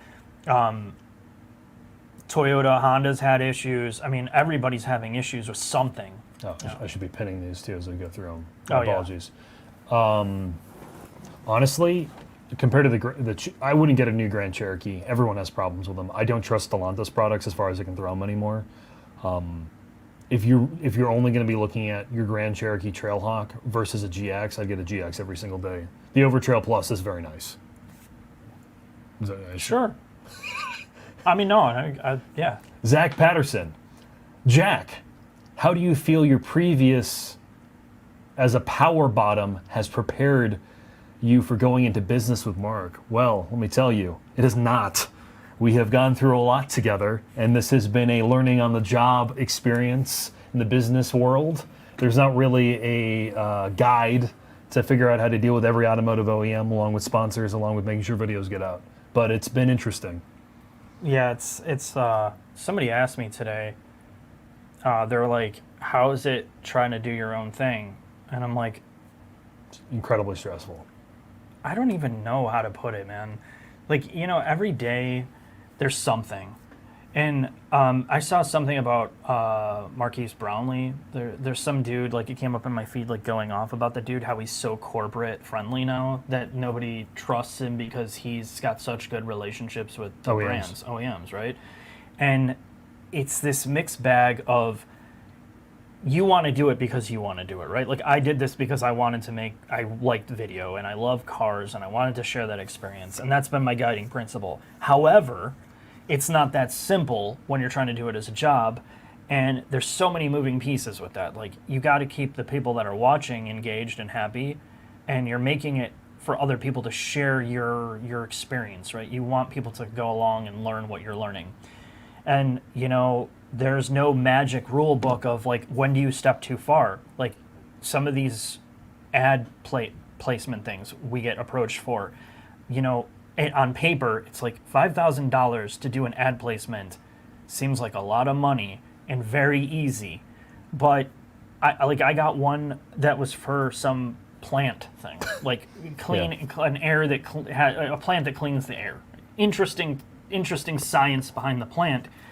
But you couldn't pay me $20,000 to do it because there's a number. No, but I mean, honestly, though, this is what I've learned, right? Like, I've learned the fact that just because you can doesn't mean you should, because there's no physical way that I could do an integration where it's genuine, and it's just going to piss people off. Like, there's certain things that I have to do to make the money back for the videos that if I can integrate it, I will. But there's all these business things that are weird about doing this. You don't want to piss people off. You can't piss off the OEMs, as we found out. Like, it's very easy to piss people off. It's like you're always walking on eggshells with all this. I feel like for me, I just do kind of what I want to do. Yeah, and I got to deal with the consequences later. Sorry, man. Hey, that's the earlier comment. Did getting your engineering degree or getting a business minor help you prepare for this? Absolutely not. Mark, how many editors, and this is from Torligi. I totally screwed that up. I apologize. Thank you for your Torlige. Thank you for your $10. How many video editors do you have working on your team, and how much raw footage do you archive, and how's it stored and organized? Well, let me tell you about that. This team is one of the best I work with. They do an incredible job making sure that they hear my innermost thoughts. So basically, the team works like I'm physically connected to them. And then you're the only one there. Yes. Yeah. It functions like you're the only person. It functions like, in my mind, I have a team of 10 that it's only me.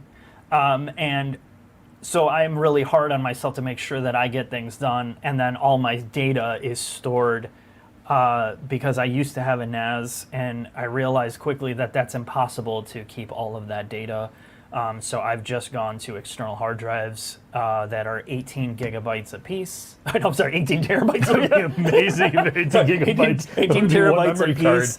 And I just move the projects over, stack them up, and leave them unplugged. It's just way more cost effective than running a server, like a NAS server, because you have to constantly, you'd keep having to add blades to it with more storage in it. The reason we went down those CrowdStrike, right? Yeah, that CrowdStrike took me down. Took my external non-network connected drives down. Yeah.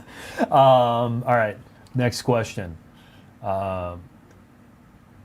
Man, I'm not great at Eastern European names. I apologize. Jeez, dude, you pretend you're Mr. German. Veselin, thank you. Georgiov. Thank you for your 5 BGN. Could you make a video on the AC Cobra replica or Factory 5? It's pure monkey business. I'd love to. I'd love to do it. That's all you. I'd just be sitting there with a helmet on. Don't crash me. Hey, Jack, from the same gentleman. Thank you, sir. How did you get your business and articulation skills? Was it from taking a course or practice? Practice. I'm not saying I'm good at it, but a lot of it's like everything, learned skill. This guy went to international schools. That's what it is. He's got an education, and he was beat to a pulp if he said something wrong. Tiger Mom. Yep. Jack, did you just use a word in the wrong context? The sad part's not far out from the truth. He was beaten to submission. Mafu, thank you for the $20. Hey guys, thinking of swapping my 23 Accord Touring for CPO. Wow. CPO 2022 750 X Drive. It's like 60 grand. Wow, that is a good deal for 25,000 miles. Half of its original MSRP. Want something more exciting, fast, and unique. If not the BMW, any other options? This is like a mousetrap, right? You put the cheese in it, and the BMW. God damn, is that cheap? The BMW used car is like arsenic. It's like, oh, look what we got, and you open the door, you're like, yeah, and then you get it, and you're like stuck with this lump that you can't get rid of because that 60,000 in 2 years is going to be like 35. You're never going to get out of it. But I know the feeling. Like, it's very, very tempting to do. Like, I was trying to figure out getting rid of the X7 because the iXs are dirt cheap, like just as a hauler, because why not? But you should just buy Mark's X7. It's worth like $30. No, that's hilarious. Like, I was telling Jack, I'm like, you can buy that X7 for $48,000. That's unbelievable. The car's $120,000 3 years ago. Yeah, I know. $120,000. It's $48,000. So yeah, when you see like a 7 Series like that, you could have this luxury boat. Going from a 23 Accord, dude, when you got a 750 X-Drive V8, dude, if V8, you're okay with losing $25,000 on it in like 3 years, if you can eat that, then you'll have a good laugh. And I would take the 750 X-Drive because it's before they made it horrifically ugly over an S-Class of that same era. No, they're really great cars. You'll be big pimping, sir. They're great cars. You just lose money. Same gentleman as earlier, Vesline, thank you again for your $5. Want to review my 155,000 mile Tiguan? Consumes half its engine oil capacity in 3,000 miles. I do not want to drive your Tiguan, but I did. My first car ever maxed out on the Autobahn mark was a Tiguan diesel manual. Oh yeah, that's right. You were telling me about that. That sounds extreme. Spicy.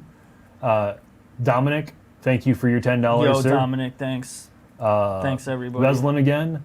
Thank you for your 5 BGN. Thank you. In the long-term Murano cross cab will be worth way more than your X7. He's probably not wrong. No, you're probably right about that. Another 2 years, and the Murano will exceed the value of that X7 for sure. Jay Redbeard for $10. Thank you for the $10 and thanks for your kind words. Thanks for making the best automotive content on YouTube. RA for $50. Well, thank you, sir. Is the Camaro farewell video still coming out this year? I bought a new SS last year and I'm shocked how great the combo of power, handling, and refinement is. It's terrible how poorly GM marketed this car. Thanks for your great work.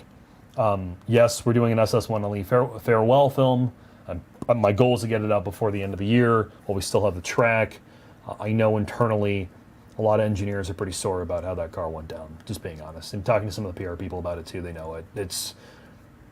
It is what it is. I'm not saying shit. I don't need to cause you any more problems. Honestly, I think long term, the 6th gen Camaros don't hold their value unless it's a ZL1 1LE or something. But the 6th gen Camaro is going to go down as a great car for a long time. I didn't like the 5th gen. I don't like really how the 6th gen looks, but it is a good car. I mean, you like the ZL1 1LE. That's probably one of the, aside from like the GT500, probably peak American car. Yeah. I mean, it's so well. It transcends what they've always done. It just really took it to the next level. It's a really great car. Bavarian Biscotti. Is that a donut? No, it sounds like a donut. It looks like a donut. His little photo's a donut, a living donut. Thank you for the $20. I'm offended by that. That donut has a face on it. It has a soul. I bought an M3 Comp X-Drive 1 year ago. I genuinely love the car, but I can't tell if I'm bored of it or just used to having it. How do you know you're done with a car and ready to move on? When you don't look at it and you don't care about it, you could take it or leave it. When you feel the sense of ambivalence towards a car, like, it's all right. That's when it's time. And then when you drive it in the best circumstance and you still feel that way. Yeah.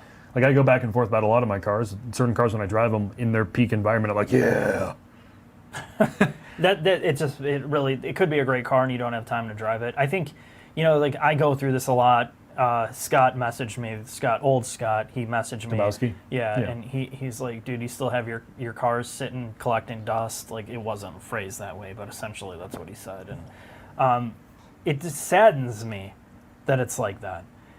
But the thing is I still love those cars somewhere in me where I'm like, I won't get rid of it. Whereas like I look at the Murano and I'm like, I gotta get rid of that. Or the X7, I'm like, dude, I wish I could get rid of it. You know, like you're that ambivalence. If you still think about it, even though you don't drive it, you know you should keep it.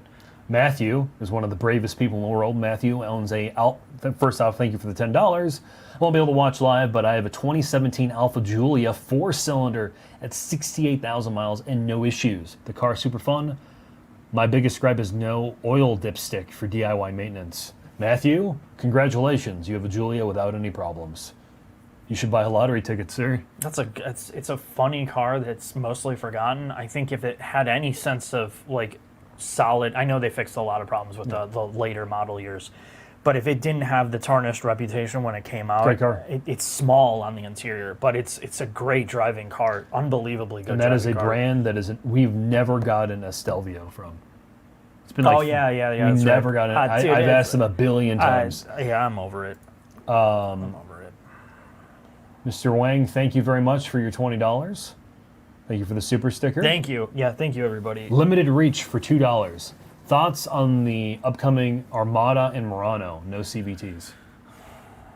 They're making a big mistake. They just got the CVT sorted out, and now they're getting rid of it. Oh, they're variable compression engines. Nothing's gone wrong, Mark. I can't wait to get one of those and just complain how it doesn't have a CVT, how I just... And then send it to our Nissan rep? Yeah. You let down the CVT? Yeah, you finally got people converted, and now you're doing this? How dare you? You sons of bitches. I'll be curious to see. It's the 7-speed? Yeah, I think the same gearbox that they're using in all of them? Yeah, they're basically Mercedes gearbox. Yeah, that's a smart move.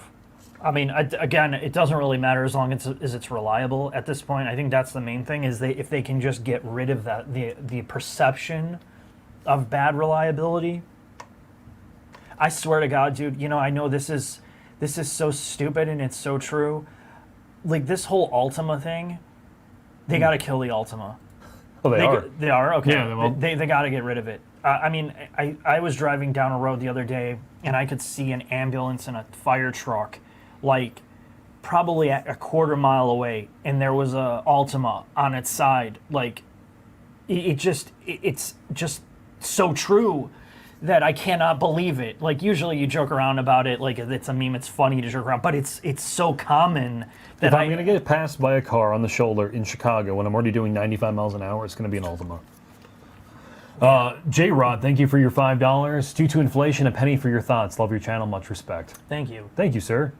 St. Thomas, are BMW N55 cars worth buying or too risky, considering the F35i or X5 between 70 and 90,000 miles? You're Mr. N55. You know all about that engine. All I need to know about that engine is Paul, a good friend of mine, blew up his N55 car. I think it caught fire on track, and they put an LS3 in it. It depends on what your pain tolerance is for maintenance costs, and if you're going to do it yourself or somebody else. Honestly, driving either the X5 or the 535 in that era is fine. Good car. It's just going to cost you money. You're going to have to deal with the DI issues. You might have to do a turbo problem. You're going to have to deal with seals and all that other shit. It's just, yeah. BMWs really only became super stout last couple of years. Since a God tier engine was delivered. John BMW came down on the 7th day and gave the world the B58. I think it's weird. That brand is so weird. It's like you kind of love to hate them.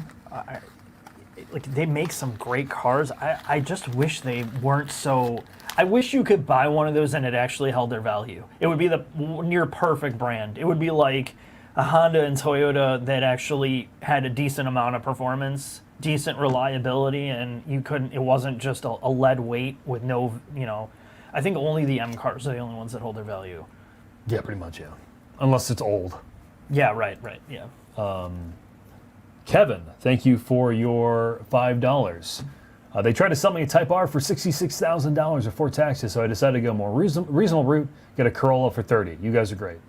You love your Corolla, man. It'll never cost you any money to keep on the road. I don't understand how dealers are still trying to pull that crap, because there's plenty of the problem is you have to spend so much time trying to find a dealership that's going to give you, like, not dick you around. It's like, once you get screwed over, you don't want to deal with the brand. I know Sean, he's one who swore off Honda because he kept getting screwed around from... Sean Keeley. Yeah. I totally just fucked up his last name, I'm sure, but No, John. that's right. AA Ron or Aaron for $5. Jack, when are you getting an SS1 LE? Will we see it on the channel someday? I think this has got to be one of the most requested cars ever. I'm gonna buy one or we're gonna use one of our viewers. I think you're gonna do a video and like nobody's gonna watch it, and I'm gonna be so confused. I'm gonna have to put an Ultima in it just to spice up. So my dream video has always been to Ultima drag race like a Z06 in the Ultima. Then you win in the Ultima, but the last scene is you getting arrested. Yeah. I had a plan for that originally, and it just didn't pan out. Oh shit! I totally skipped someone's question. Chris, for $5, is the move to full EVs inevitable at this point, or can hybrids, mild or full, win the day? I want to say this. There's no. I know you've heard this before, but there's some misconception that there's some mandate that EVs have to happen, and that's not true. What's happening is the regulations are making it very difficult for companies to make gasoline engines, so they're all moving to hybrid to meet the numbers. So I think some brands, it's just easier for them to stop development on gasoline engines and go to EV because it's just, you don't have to deal with all of that. But I do think that at some point when the battery tech has a breakthrough for most of these brands, like if you're Mazda and you can go buy a battery, a solid state or whatever tech it is, battery pack in mass quantity from a supplier. He knows the truth. St. Accio sniffed every inch of the B58 and said it was good. Yeah, that's true. I think once these brands can get battery packs and electric motors at a lower price, it's just going to become inevitable because developing new internal combustion engines have become such a nightmare. And every engineer we talk to says it's so difficult to do this now. Like, they're so hard to make new gasoline engines to meet those requirements that it's hard. So, yes, EVs are coming. I think more hybrids first, but EVs are going to take over that landscape on the commodity cars eventually. AA Ron, once again, for $10. Mark, I enjoyed your late night... we already went over this. Yeah. He asked you if you shut down any more bathrooms. I did, but it's worth revisiting. T. Lee for $5. What's your opinions when cars got safe in terms of crash structure? If buying a car for your... Did I have a stroke? Can I not read this? What's your opinion on when cars got safe in terms of crash structure? If you're buying a car for yourself, what's the earliest car you would go for safety? This is a very difficult topic because you could say that the late 90s, early 2000s had safe cars, and that's true. If you took an Accord from 2000 and you crashed it against a Chevy Cruze, it would be a safe car. Problem is taking that same model year Accord and crashing it against a modern SUV, you're going to lose. So part of the problem with where this is at with safety structure is, and you're seeing this now, while some of these mid-size SUVs are failing in certain crash tests, the issue is where do you stop? Because you can't just keep evolving safety standards up and up and up, preparing them because cars keep getting heavier. Certainly, Esto is significant other, and I did have a stroke. Oh, okay. But yeah, sorry. No, it's relative to what's on the road. So if you're looking for what's the safest car, you're going to have to buy something with the latest.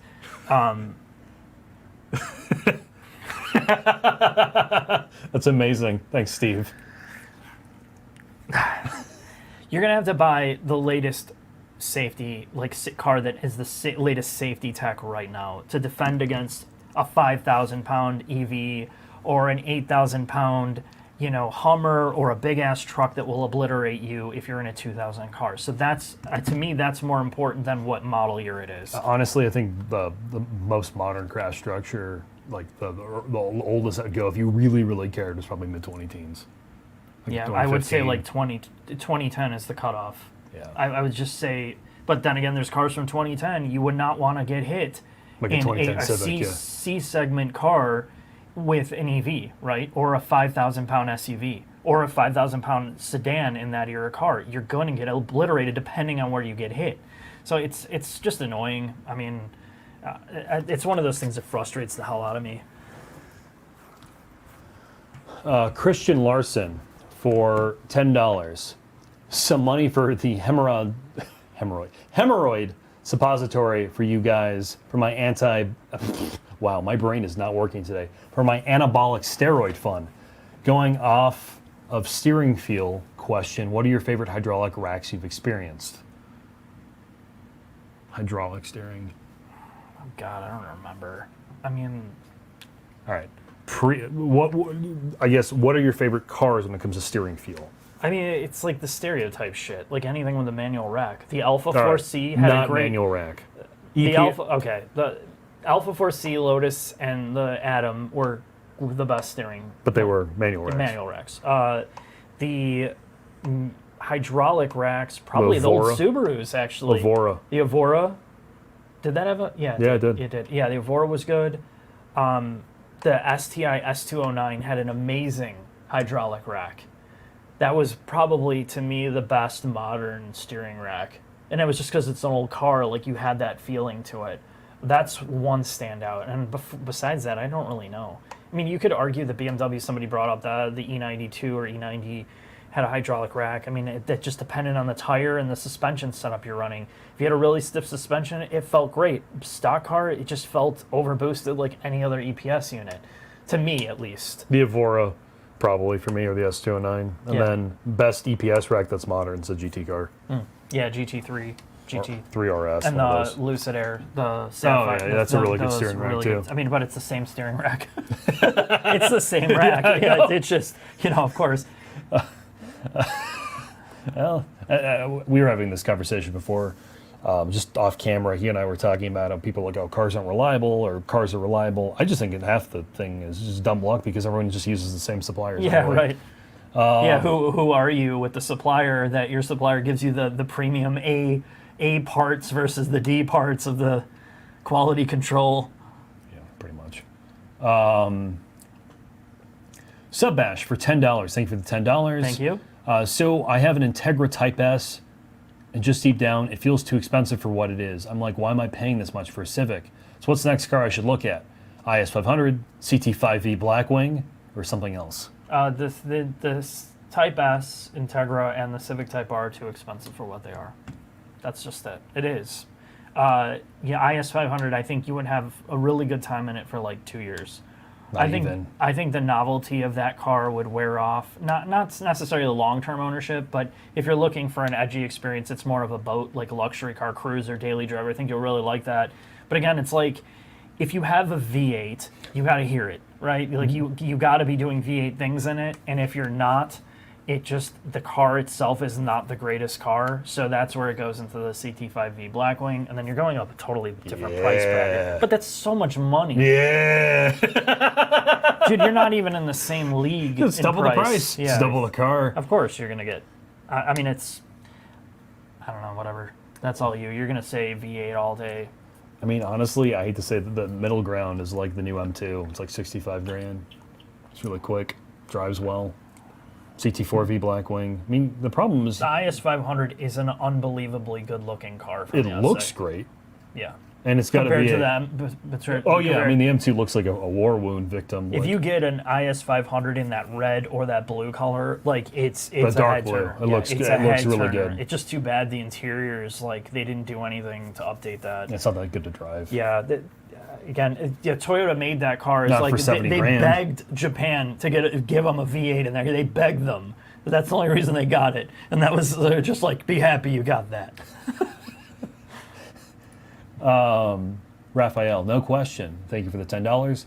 Just some love for the channel. You guys are the best. Thank you, sir. Frank. What do my precious car enthusiasts... Man, I am struggling today. What it do my precious car enthusiasts? Just picked up a very clean 996 C4S. Would a modest exhaust upgrade hurt potential value? No. Just do it.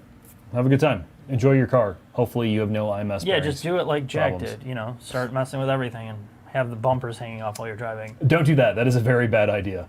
Austin for $10. Thank you very much. 2016 to 2017 Jaguar F-Type or SVR. In 2016, they made standard all-wheel drive. Currently, a good option or good example are in the low 40s to $50,000. You think Do you think it'll yield good appreciation 10 to 15 years? No, it will not appreciate in 10 to 15 years. The SVR might. Get the SVR.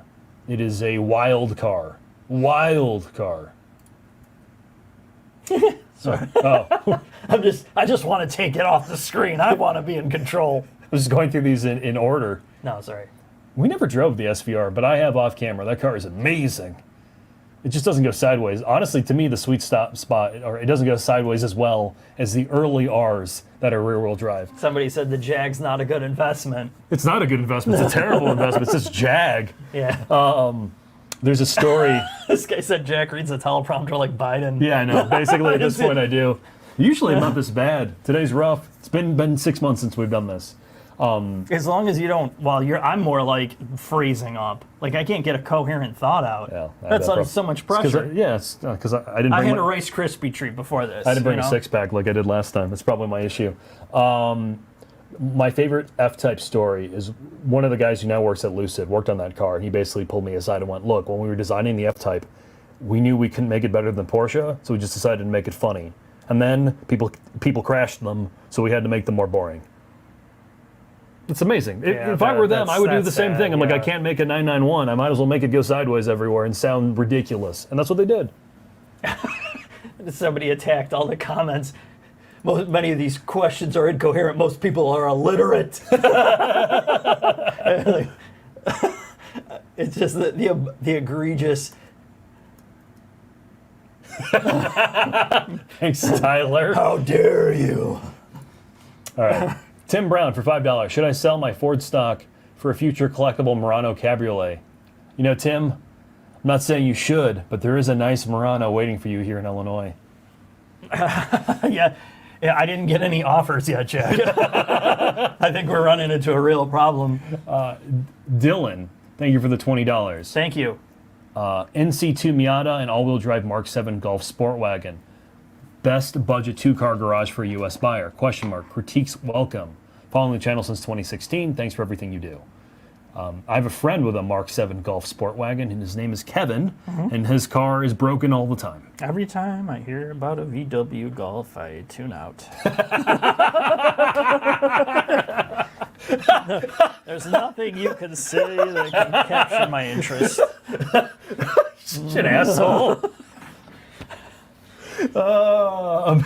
Amazing. And the NC2 is great. The Miata.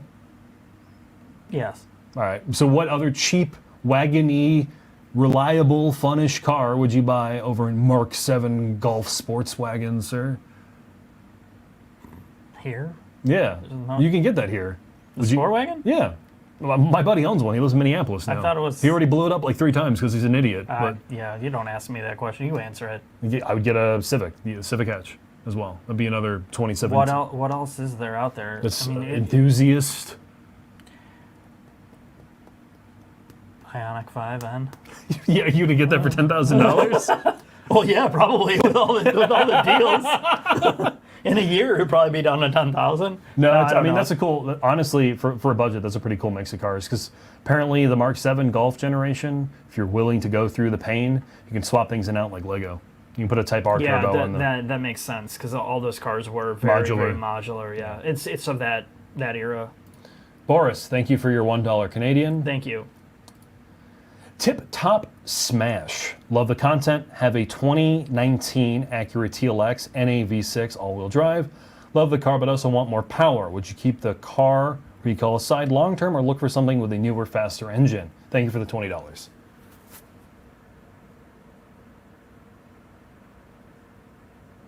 I mean, I don't know what his budget is. Yeah, I mean, you're going to like a BMW after that. If you want all-wheel drive. There's no other like car that does that. You know a car you could do that has a great like engine? The Golf 7 Sport Wagon? No, M340i.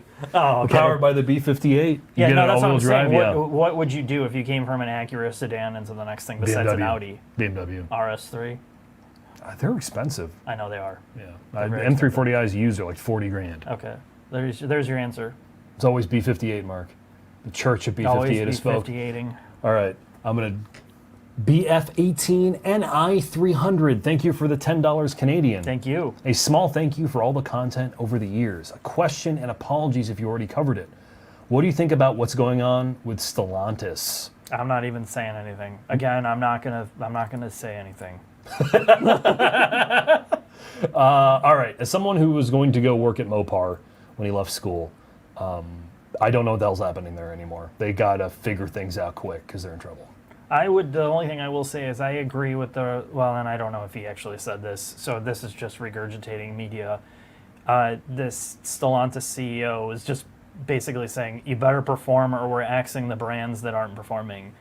I truly believe you got to burn some of these to the ground. We were joking around about GMC today, like the old American mentality of having you had an Oldsmobile, you had a Chevy, you had a Pontiac, you had, what was the other pile?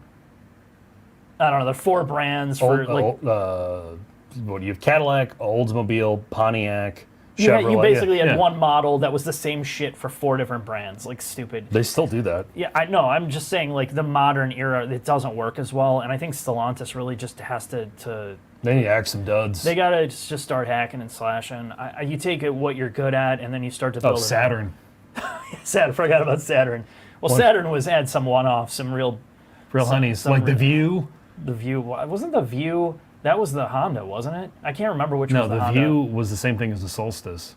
No, you're talking about the Sky. Oh shit, I am That's talking about before this. your time, dude. Talking about the Sky. Yeah, my one bad. of them had a Honda engine in it. The 3-liter. I make tea for $10. I'm a recent convert to the Silverback Jack Church of Rear-Wheel Drive, which is more reliable, fun daily on the street. New M4 or old M4? They're so powerful that what's the difference?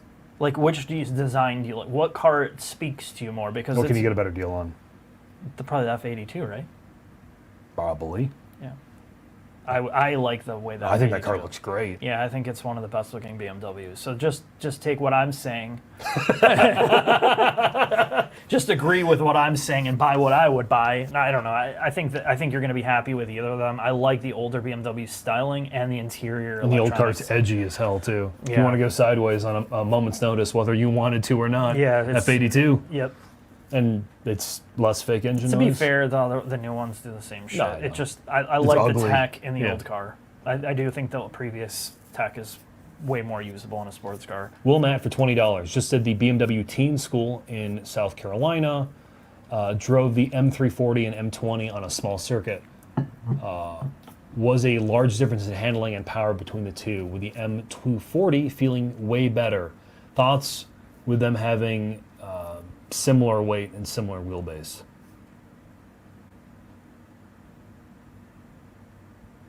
And the M240 was always designed more as a sports car than the M340 was. It's a hard one, man. I mean, It depends on what you're doing, right? If you're out, I think on a big course, the M340, despite being, would probably do better because it's more stability focused than the M240. But what do I know? I haven't driven them back to back. I'm glad you had a good time though, Will. yeah, that's good that you're getting out doing that stuff and you get to experience those two cars. You just have a better feel for how they're set up and like what you like, especially. Tobe, thank you for the $5. Love you guys. Quick question: long-term costs, M3 versus CT4V Blackwing. Which would you take? I'm too poor for CT5V Blackwing. Did you get a new M3 or CT4V Blackwing? What do you think will cost less to own them? I don't know. I mean, My GM microchip is activated. the M3, it just they're talking about the new ones. Yeah, they're going to depreciate like a stone.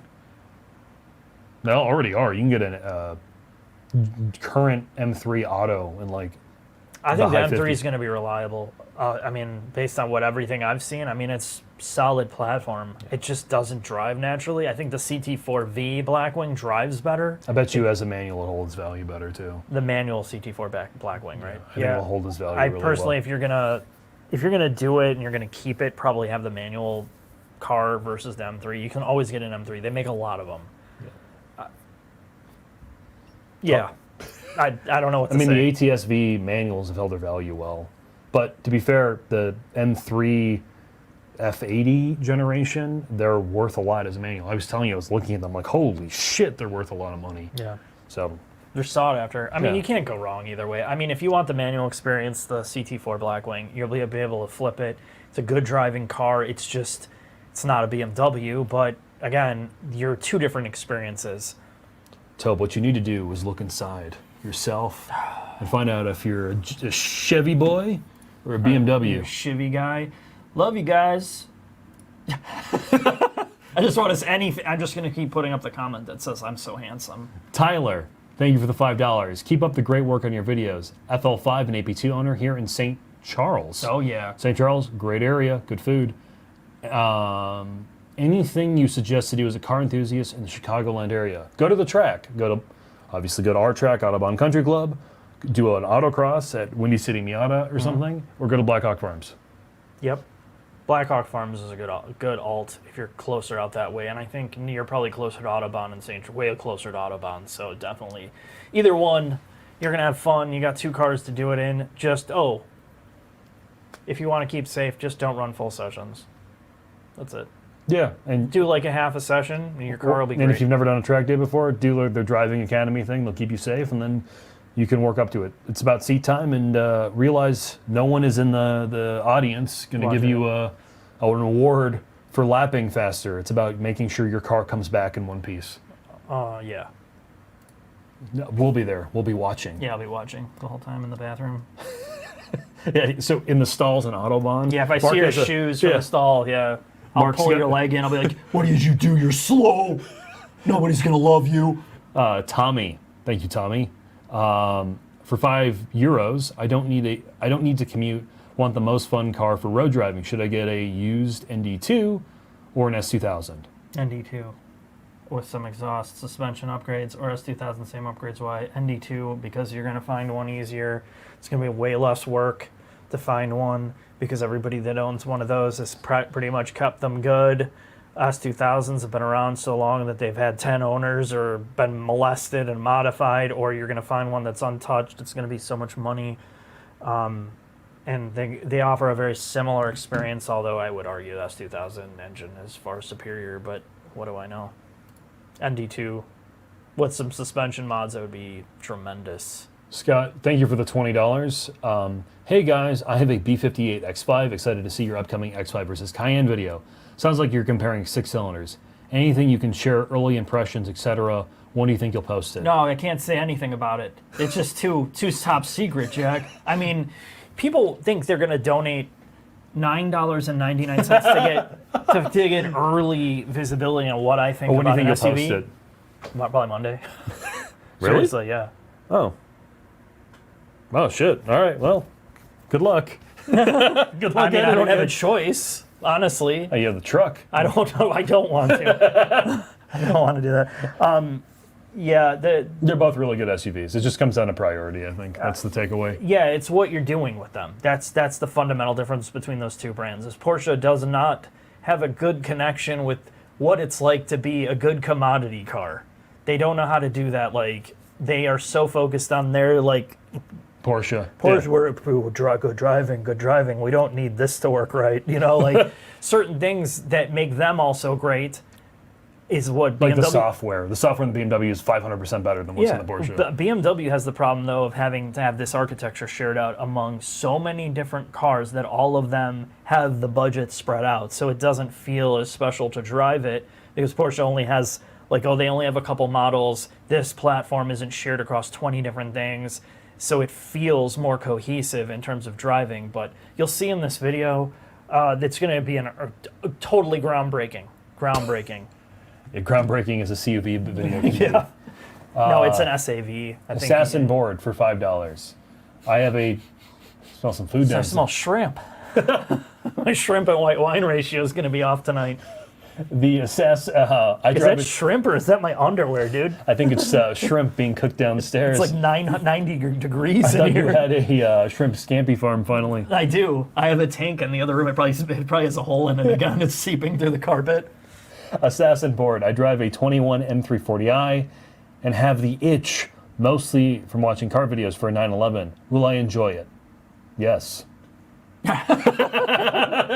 You should just go test drive one, man. They're a dime a dozen. Yeah. Go drive a regular 911. I'm sure some dealership will be like, just go in there with a suit. Say I make $647,000 a year in the year 2072. Go drive a Porsche. You'll know right away. It's one of those cars that's not hard to figure out whether you're going to like it or not. You'll like it. Okay, I wouldn't. Kevin, thank you for the $20. In terms of performance, reliability, and value, what's your view on the last generation AMG GT? We drove one. We drove that blue convertible. I can't speak to it. I like the car. I wouldn't like to own it. I really like driving that car. Yeah, V8's badass. V8's great. It's got a lot of character. It's super fun, but it's one that I wouldn't own. There's a money value to that where I How much is that car? Like 60? 100? No, like the coupes are like 60 grand now.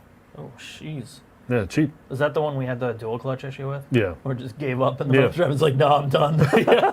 Like, give me a break. Yeah, just slipped don't into manually neutral. shift me anymore. Yeah, it's a car that I get a lot of people that message me about LC 500s.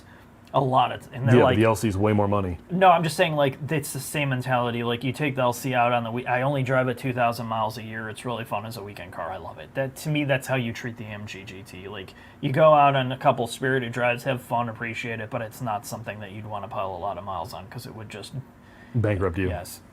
Yeah, I don't trust that car working. I could be wrong, but I just don't trust that car working. Our press car had problems. So. Well, that's a press car too. God knows, like in that era of when we got it, God knows what it had been through. No, it went off. Remember the bottom? Oh yeah, it was torn up underneath. Yeah, we got all the dogs. Michael, thank you very much for your $100. Thank you very much, Michael. Appreciate it. That's excessive. Thank you. This is for the Lucid Expose. Thanks, hooked up with Lucid for a closer look. Test drive in Denver. Top shelf production, guys. Cheers. Thanks again, Mike. I appreciate it. Yeah, I'm glad, and I hopefully the next series of videos. And I just want to say this again about the Lucid stuff. I like the people behind the cars. I like their mental philosophy. Yeah, Andrew, the PR guy, is great.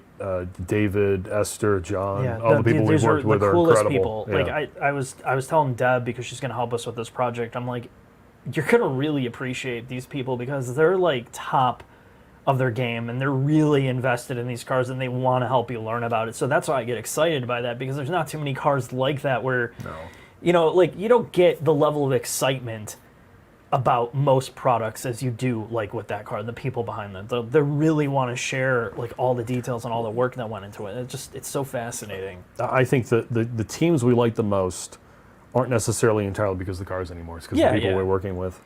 Yeah, sometimes clearly. I mean, that's a great car. But the Lucid, it's not for everybody. I get it, but there's so much like detail stuff. I love attention to detail when. How many of these cars do we talk to? Like the Corolla, right? The GR Corolla. I felt like half the conversation with the engineer was like, well, we didn't have the budget for this. We had to do this because we couldn't do this. It's always a bunch of like over compromises and excuses because they didn't have development budget. So the Lucid's cool because they're like, we're just bled money to make this. Like everything we did was like thought out and detailed, and you don't see it for cars in that price range. Like you had to go to the Like if anybody's ever got a chance to watch the Gordon Murray like T50 development videos, where he's going through, well, this is the bolt on the shift linkage. We spent about 16 years on this bolt. It's like clearly, stupid and it's totally unnecessary, but there's like a level of coolness when you can spend that much detail on something. And, I get excited by that stuff. It's cheesy, but true. NP Preaches. What's your Thank you for your $5. What is your suggestion? A C6 for $40,000 or a brand new Camaro or Mustang manual to go to Arby's? I mean, honestly, you want to go low key in Arby's. Like you want to go low quality. So whatever the worst car. All right. Would you get a Camaro or a C6 or a Mustang? Man, that's like poison for you. But which Camaro? I don't know, $40,000. You can get an SS1LE. Yeah, the Camaro. The Corvettes, man. If the Corvette owners like you, they soured me forever. No, I personally I would go Camaro, like the latest before they screwed up the front end. That'd be a great car. Yeah. QX Angel XP for $20. Thank you. since the 2 Series and 3 Series are fat-ass cars now, BMW needs to come up with a 0 Series that's under 3,500 pounds, manual less than $50,000 without the beaver teeth or Down syndrome rear styling. I don't necessarily entirely disagree with you, but that will never happen. I think they need to do a reverse series. You know, have like X1 through 20. They should do an X-1, X-2 to kind of reverse the course and just fill their product line up for the people that. You know, I think the thing with the M5 was so funny is just the utter. What's the word that everybody uses now when they're outraged? Oh, the outrage of the weight of the M5. It's like, oh my God, how could they make a car that heavy? Oh, dude, like, it's BMW. Like, why is this surprising to you? Anything? I mean, weight or, you know, they're, I don't know. It's just funny. It's never happening, dude. Yeah, that would never happen. Unless the German government's like, hey, there's a weight limit on these cars. Like a G. Oh, we were joking. The G-Wagon did a video on weighs less. Way less. I mean, but this is the thing when we talked about like safety and all this, right? You have a car that is now partially. I can't EV. wait to drift that, lose it, and hit both you and Chris behind the camera. No, in the I M5. know that thing's. Yeah. You'll be gibbed. Yeah, exactly. It's 2 cars in one. It's like basically almost a full EV, and it's got a big ass V8 in it, a full interior, more steel, and I mean, it's just a beast of a car. For 80 grand, used Z51 C8 3LT or 991.2 Carrera. Would you get an old 911? Not that old, like the Carrera T we drove. Would you get a C8? Oh God, man. It's like poison. No, that I don't know. I think you're getting a lot more car for the money with the Corvette. I don't like the way the C8 looks. The C8, the base C8 I do looks not like the way the C8 looks. I cannot get over it. I mean, not that I'm saying that the 911's like, oh my gosh, it's. But in comparison, it's a good-looking car. Because it looks like the same thing they've always done, so it's less offensive. This asshole, we're in Spain.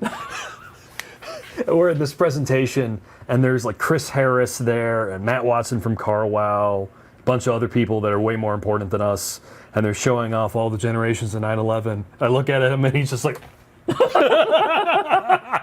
I'm like, what's the difference? They changed it. Oh, we moved the headlight this much, and we made it this much taller, then we shrunk it down with the times. No, I mean, I know there's differences. The C8's a lot of car for the money. The 911 will be a more connected car. You buy the Corvette because you want the value and the V8. Yeah, and you want the 911 because it's a more pure car. Yep. And the Corvette should be pretty reliable. Yeah, I mean, you'll have some transmission problems if you get a really early one. But the battery, one of our mic packs, is dying, sir. How did this happen? It's because we've been talking for 2 hours. What a joke. All right, let's find out whose battery it's pack mine. it is. Oh, it's yours? Good. Yeah. That's because you're louder than me. You're such a turd. All right, I'll handle it. Pull up another question, I'll answer it. Why not do videos on Toyota's Mr. 2's all generation? Well, those are hard cars to acquire that are in good shape. And if you're asking me, I don't want to try to dig in the weeds for all these weird one-off cars and go to owners, because as much as owners are enthusiastic about their cars, it requires us to take several days with their prized possession. And what happens is it creates a lot of anxiety on everybody's side. And then I have to pay for more insurance to get to drive those cars. And if something happens, God forbid, I will get sued into the ground by somebody who's got a Mr. 2 that they had one in the world, and they're going to go to court and tell them. Guff has offered us one, though. Oh, well, Guff's different. He doesn't care if we crash it. So anyway, it's hard to find some of these old cars. It's the same problem with like RX-8s and all those 2000, like late 90s, like gems that people put on a pedestal. It's really hard to find them out here, and I don't want to travel for that. Mic is working. I was tapping my mic. I wanted to see if it was working. It's working. I did it. Okay, like Throttle House and those guys and a lot of guys, like, they're trying to do some of these other cars. It makes sense. I want to do them too, but you like, it is work, and I don't have the time for it. Risk. It is. I mean, we're doing a Lotus Carlton. Oh God, hope that if thing the works. car showed up to me in my driveway, and the waiver was signed, and they're like, they just like, yeah, I'm coming back in 5 days to pick it up, I'll be like, all right, I'll do it. But if I had to like travel for it, no way. Guys, S6, thank you, SK, for the 25 Canadian. The S650 GT Fastback or Dark Horse, is there much difference to justify that delta? Yes. Absolutely, the Dark Horse is a lot more car, and it drives better. Dark Horse in Canadian is the same price as the new M2, used F80 M3, or an LC500. Appreciate you both for everything. If we drove the GT and the Dark Horse, and you did not like the GT, and I didn't either. I think the Dark Horse is much more car. We did the GT versus the Z. The problem with the Dark Horse is that it's a good car. It's just a friggin' ripoff. Yeah, it's 70 grand. It's so much money for what that car is. It's like they basically did what they did with the Mach 1. Like they iterated it and charging inflated the way price. more money. Yeah. That's the problem with it. But what else do you buy? I know. We're in this era. Would you buy that or the M2? I don't like the M2. I think the M2 doesn't feel like anything. Would you buy an LC500? I mean, that's a totally different car. Yeah, it's not even the same class. I mean, it's a GT. It's not like a track car. Yeah. Yeah, it becomes a hard one. F80 M3. I'll just say that. I like the Dark Horse a lot. It's just I'd put it in this order: F80 M3, M2, LC500, and then Dark Horse fourth. Just because of the money? Yes, it's not worth that money. I would rather get a used GT500. How much are those turds? 80 grand. I'll take that. I'll figure out a way to spend another 10,000 because that car is unbelievable. We talked about it the other day. I'm like, oh, what would you buy? Because I do actually love my Z06, and he's like, I wouldn't buy one of those. I get a GT500. Yeah, if I saw you pulling up in GT500, you'd have more respect. that is with Michael McDonald as the chief engineer. Yes, it appeals to the meathead part, and it's such. Dude, I would kill myself in 2 seconds. Dude, that car is. I would kill myself in 2. Yes, it is amazing. I would have no tires, and I would be dead. Oh, you don't have tires now. You can't even get tires for the Z06. Yes, that's another problem. But I don't go sideways everywhere in that car. You'd be a lot happier in the GT500. Maybe. You would. That's why I need to get a ZR1. The Z06 is too serious. That's why I need to get a ZR1. 1,064 horsepower. Yeah, okay. And then I'll definitely be dead. Nobody needs that much horsepower. I do. Maybe. 730 random for $5. Am I getting old? I've been driving the C43 Coupe for a few years. I'm getting sick of the repairs and the rough feeling. Should I get a Mazda 3 hatch? No. That's a definite. That's not the right way to go. Just get something else. Yeah, you're trying to fix a problem by going the other extreme. Let's talk about the psychology of that for a minute.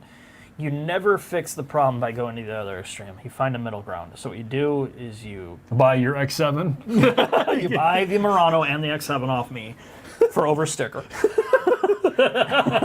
And you have 0 problems.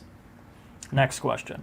No, I mean, there's nothing wrong with the Mazda 3 hatch. I just don't see how you'd be happy with that. You find another. You find, like, if you want to go full old man and still be in a luxury car, get like an ES Lexus. Yeah, that's better. Yeah, now your buddy Greg just bought one. Yep, Greg bought one. Everybody that I talk to buys one because I forced them into it. I said, they're like, what's the best car for me? I'm like, ES 350. And then Toyota sends you a check in the mail. Yeah, Toyota doesn't care about V6s anymore, remember? They're on to the new ones.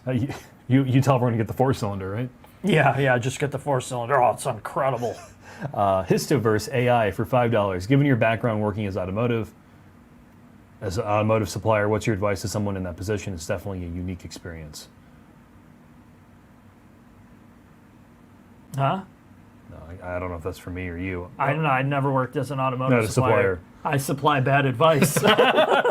That's my job. I have family members that are. It's a tough one. That's all I can say. It's a tough one, and you're dealing with OEMs. The problem with being a supplier is if you're not a tier 1 with a lot of power, you're always going to get nickeled and dimed depending on what you're a supplier for, right? Like every purchaser and every planner and all that, they're looking at budget and they're like, oh, this guy, why are we paying so much for this? Can you give it to me for 2 cents on the dollar? I mean, that's like basically every business. So, I could definitely, especially who you're talking about as the supplier thing, I think it depends on what company you're working for. If you're a company with strong values that is like not in that mass, like you're not in the business of selling things for maximum volume, minimal margins, then it's really tough. But if you're in a business that's like, okay, we don't need to sell a million parts at pennies on the dollars, we can stick to our core fundamentals of like not high volume, a little bit more margin. I think you're in a better position if you can create a business like that. This gentleman, What's this gentleman's name? FWGU, FW Gurgis.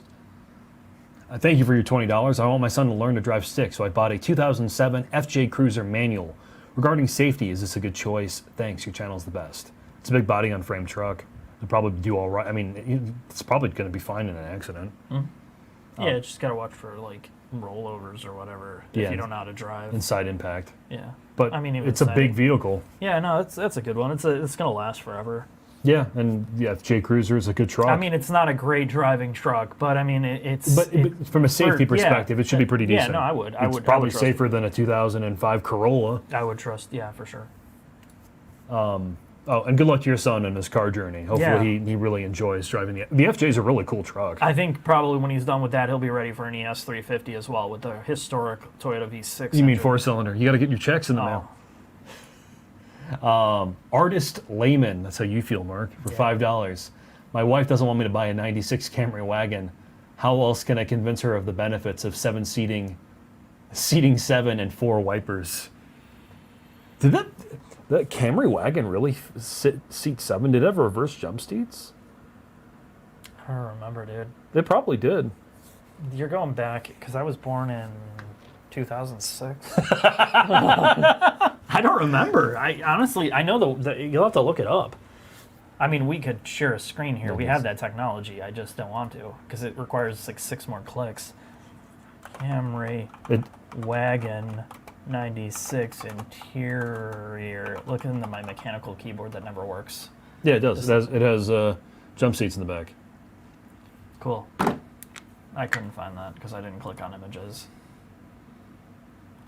Oh, there we go. God, is that... And you wonder why wagons or nobody wants wagons. That thing. Yeah. See, I want my children to see their impending doom when they when a GMC Hummer comes up behind you full tilt, just drives, flattens you out like mush. Your body explodes like in RoboCop. If you've ever wanted to be RoboCop. I mean, it's cool because those cars are just like, I don't know, it's classic like 90s design. I mean, if you're really being serious that she doesn't want, your wife doesn't want you to buy it, I mean, I get it. If you're talking about the kids. But if it's just you and her, I would just be like, show up with it and be like, hey, probably $3. We talked about this. Was it better to ask for forgiveness than permission? Is that your marital advice, Mark? No, I have different marital advice. After 4, actually, no, I'm on my 5th marriage now. And my last wife said, you never care about anybody, you put yourself in your live streams. It's always, we're supposed to make love tonight, and you're on a live stream again. It's always an excuse. First night's a headache. Next week, it's, you didn't do the dishes, and now it's another live stream. Do you care more about the people that are supporting your unbelievably popular automotive channel that's changing the world one video at a time, or do you care about my love? And I said, look, I want to make videos that are going to change the world, so that's why I do the Chevy Trax and the Honda Passport. We're really making a difference here. So my wife was expendable, Jack. MJ50 for $5. Love the kid and geese in general. I just bought the Odyssey because of your review. We have 4 small kids and love the car. Thank God. Somebody who bought a minivan that has 4 kids and is not fighting the hard path. Hats off to you. Maybe you can teach other people that it's easier. Your life's much easier because of that now. When is your Ioniq 5 video coming? Also, Never. Chris, tell people don't ask more questions because we're going to try to finish this up in like 40 minutes. We're going to power through these, Mark. I have something I can put on the screen, Jack. I already prepared for this. Now, if you want to give money and not get your question answered, Jack's all for that because he's gonna rape and pillage me for every cent of this. When is your Ioniq 5 video end coming? Have you driven it? $600. What's I'm your taking opinion? $599 for my time. My time's worth more than yours. A businessman, Mark. Oh, sorry. Let me change this into hold on a second, Jack. I'm going to change this into a ticker, I think, if I can. Oh, there we go. There we go. There we go. We have it scheduled in like a month. We did something with Hyundai because we do some corporate work. We spent time with it. We just didn't drive it. Yeah, we filmed a whole bunch of stuff with it. Chris is getting an Elantra N. You've seen them in our videos. And so I think it speaks, there's a lot of people that say we're Hyundai haters. So they're probably not on this live stream because they wouldn't be here. They hate me so much. But, we believe in certain cars, and we think they do a great job on a lot of cars, and some they don't. That's just it. So the Ioniq I'm looking forward to. I really like the Ioniq 5. I think it was a great EV for that generation of car, and I'm sure the high-performance version's good, too. V, thanks for the $10. Sorry, 10 Canadian. I have a Kona N. I love that in your review you went from this is stupid to I love it. Exactly what I think every day, especially tuned out to 330 horsepower. Oh my God, Jesus. Yeah. Continue to do what you do, guys. Yeah, the Kona Thanks, N man. it's a weird one because it's like a CV thing. It doesn't make sense why they did it, but then when you drive it like an idiot, it's so much fun. It like has a weird transition point of like, I really don't like the idea of this, and you're like, okay, I like the idea of this. It's not, at least it knows what it's trying to be.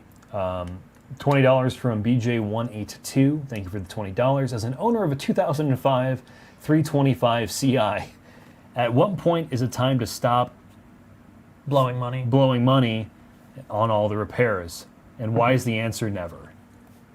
I don't know. I mean, that generation of BMW looks great. Yeah, they just fall apart because they're old now. Yeah, no, I like the way that those cars look. The 46s are good looking cars. Yeah.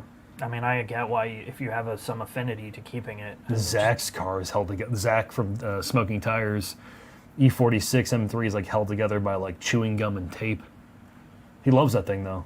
I know. Well, there's not. That's the reason these older cars, why you keep going back to them, is like you get into them. They're not great in terms of performance anymore, but there's like some connection that you get to these cars that you don't feel in modern vehicles. I think that's why they're fun. HD wrenching for $5. F them all. I'm getting an F-150 single cab, short box base model, the V8, and a supercharger. It's tried and true. Yeah, it is. That's how you do it, buddy. V8 Coyote and a supercharger. In a truck? In a tune. Like, just make it so it's tuned so it just pulls timing after one run to like 100 horsepower because of the heat soak. You know what I saw today when I filmed the B58? They went to 0W12. Mm-hmm. I've never seen that oil weight before. I saw 8 and... was it 8 and 16? But I never saw 8, 12. I'd be curious to see what's in the 12. X5 that my family has. I think it's 020. That would make more sense. Well, I'm sure it has to do with emissions or something. It's probably a way to eke out an extra mile per gallon. Ace Ricky 001, thank you for the $5. Is this Z06 worth losing mine trying to get an allocation, or should I move on? You can get them now at Sticker without the Z07 package fairly easily if you shop around like on a Facebook group or something, and you can get them with the Z07 package for just over Sticker or around. You can get them, you just have to shop around. A lot of the smaller dealers won't get an allocation. If you want to get one today, you just got to find one that is close enough to your specs. Now you're talking. Steph Kent for $5, debating on purchasing a 21 A6, slightly less than a 23 V90 Volvo, or a 21 Mercedes E450. What would you buy for long-term ownership? I wouldn't get the Volvo. No, I wouldn't buy the Volvo either. But I mean, Mercedes or Audi? We've had both. We've had an E450, the wagon thing, and we've had an A6. What would you rather get? A6. I would too. I don't really like the cheaper Mercedes. I mean, honestly, the A6 is fine. The Volvo with just the turbocharger, I'd put those very similarly. I think I don't like the ride of the Volvo particularly, but I love the interior of that. Great audio system too. Great audio system. So personally, I don't know. The Volvo's going to break on you though. I guarantee you it's going to be in the shop. Something's going to go off. I mean, you could say the same thing about the Audi. I mean, but you won't have a sunroof that doesn't fit anymore. Well, yeah, don't drive it hard; it'll fall apart. Austin. Oh, the XC90. I looked at the Carfax. It now has 4 owners. So the person after me sold it. The next person sold it, and now it's on to the 3rd one in Tennessee. So it's like four owners, including me. So that I'm the 2nd owner, and now it's on the 4th. And then the LC's got 3 more owners after me. 3? Yeah. Can you believe that? You got to go buy that car. I'm sure it's a great shit. It's in Omaha. I'm going to Omaha in 2 weeks. Maybe you'll see it. Oh, I'll look at its rocker. Yeah, just look at the rocker panel. That's probably been fixed. Just look at the car. The only LC falling apart. Austin, I can't think of a better way to spend $30,000 in a Macan 2018 with less than 50,000 miles. Agree, or what else? and you can get a Macan from 2018 for 30,000 miles. What the hell happened to that? Oh, I actually don't know what the depreciation curve is like on that thing. I think one of the Macans had a bad engine from that era. I never look at the Macans because it's too small for like what I'd want. But I mean, for 30,000, that's a lot of crap. That's a fun. It's like so. That's what the Golf should be. It should be an $80,000 hatchback that's rear-wheel drive. No, but yeah, exactly. Hey, why are we losing so much money? Keep selling these GTIs for 30 grand.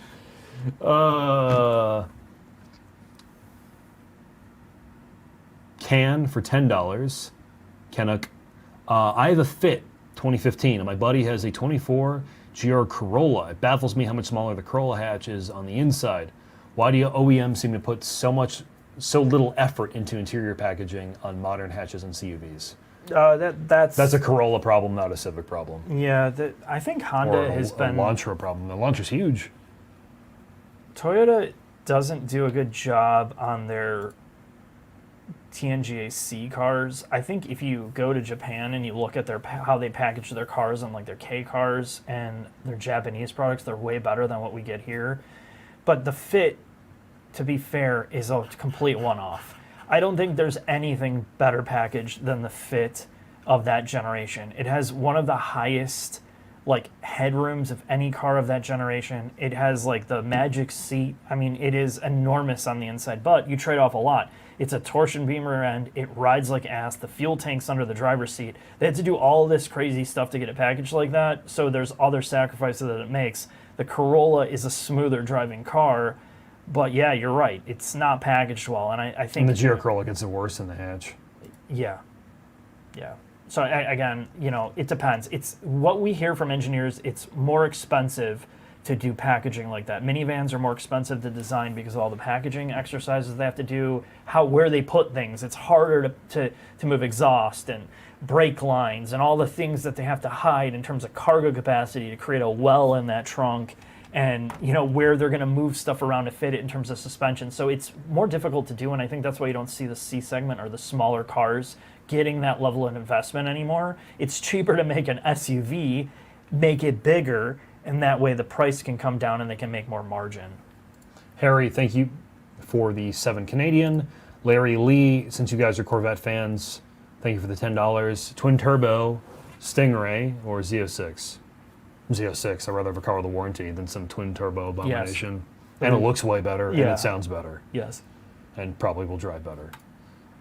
Nicholas for $10 Canadian. I love the content over the years.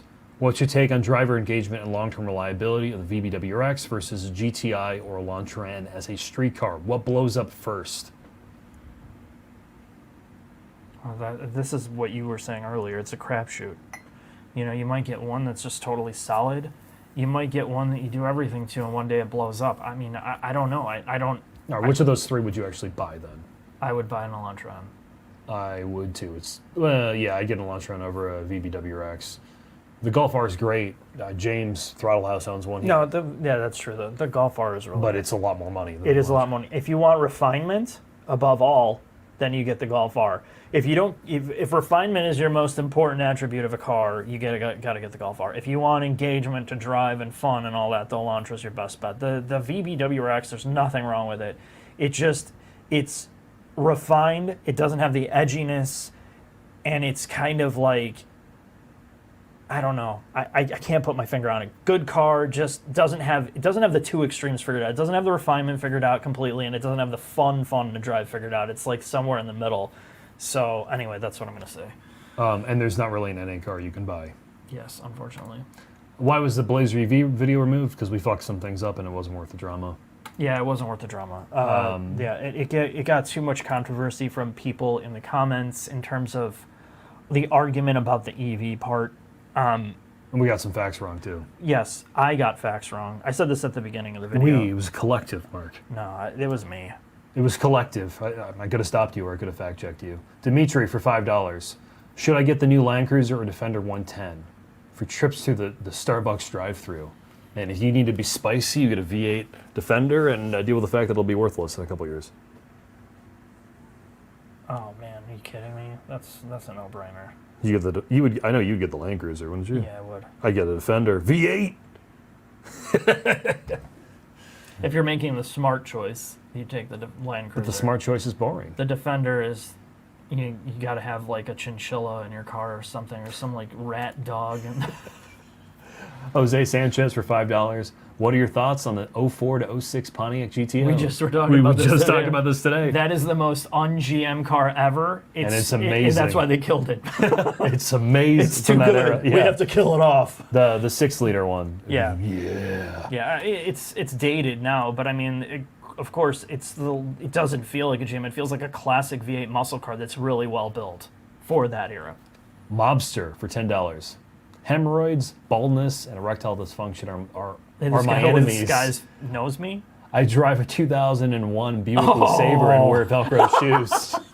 I want a 25-year-old girlfriend. Give me some tips. Well, you're on the right track already. You're on the right track of going to prison for some type of like, this guy looks like a creep. I mean, I don't think you could have painted a better picture of like low-key sex offenders type. All right, see, if you want the so when I was buying the Z06, I'll always remember this. I told him what my spec was going to be. He's like, Jack, don't do it for 28-year-old Jack. Do it for 55-year-old Jack. So what I'm telling you, Mobster, is if you need that 25-year-old girlfriend, you go Corvette, C5, big chromies.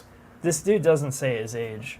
Oh, yeah, but I'm hoping. I know this isn't a real comment. No, it's a real comment, because Mark. if it's real, I'm liking it. I mean, I would buy. Yeah, that's exactly how I would be if I drove a LeSabre. I had a early, let's say, friend who was a girl. I don't want to say girlfriend. She drove a LeSabre, and I remember riding around in that thing, and I thought to myself, I'm like, okay, when you're 19 years old, I'm like, I can do this. And then I think about it now, if I had to drive that car around, whew.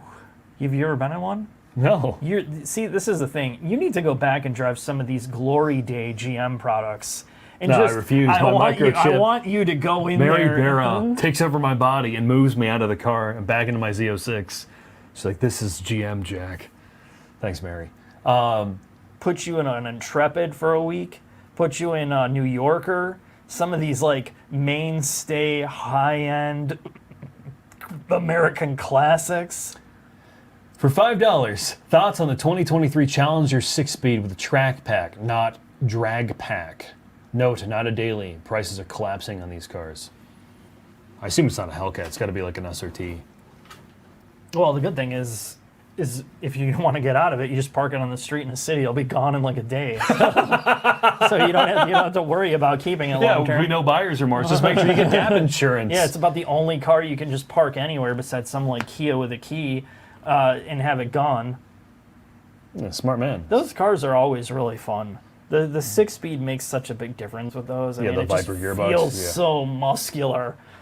Yeah, it's a really fun car. I have a friend of mine who owns a Red Eye that makes like 1,000 wheel horsepower. The joke about that same as you have a friend. I know.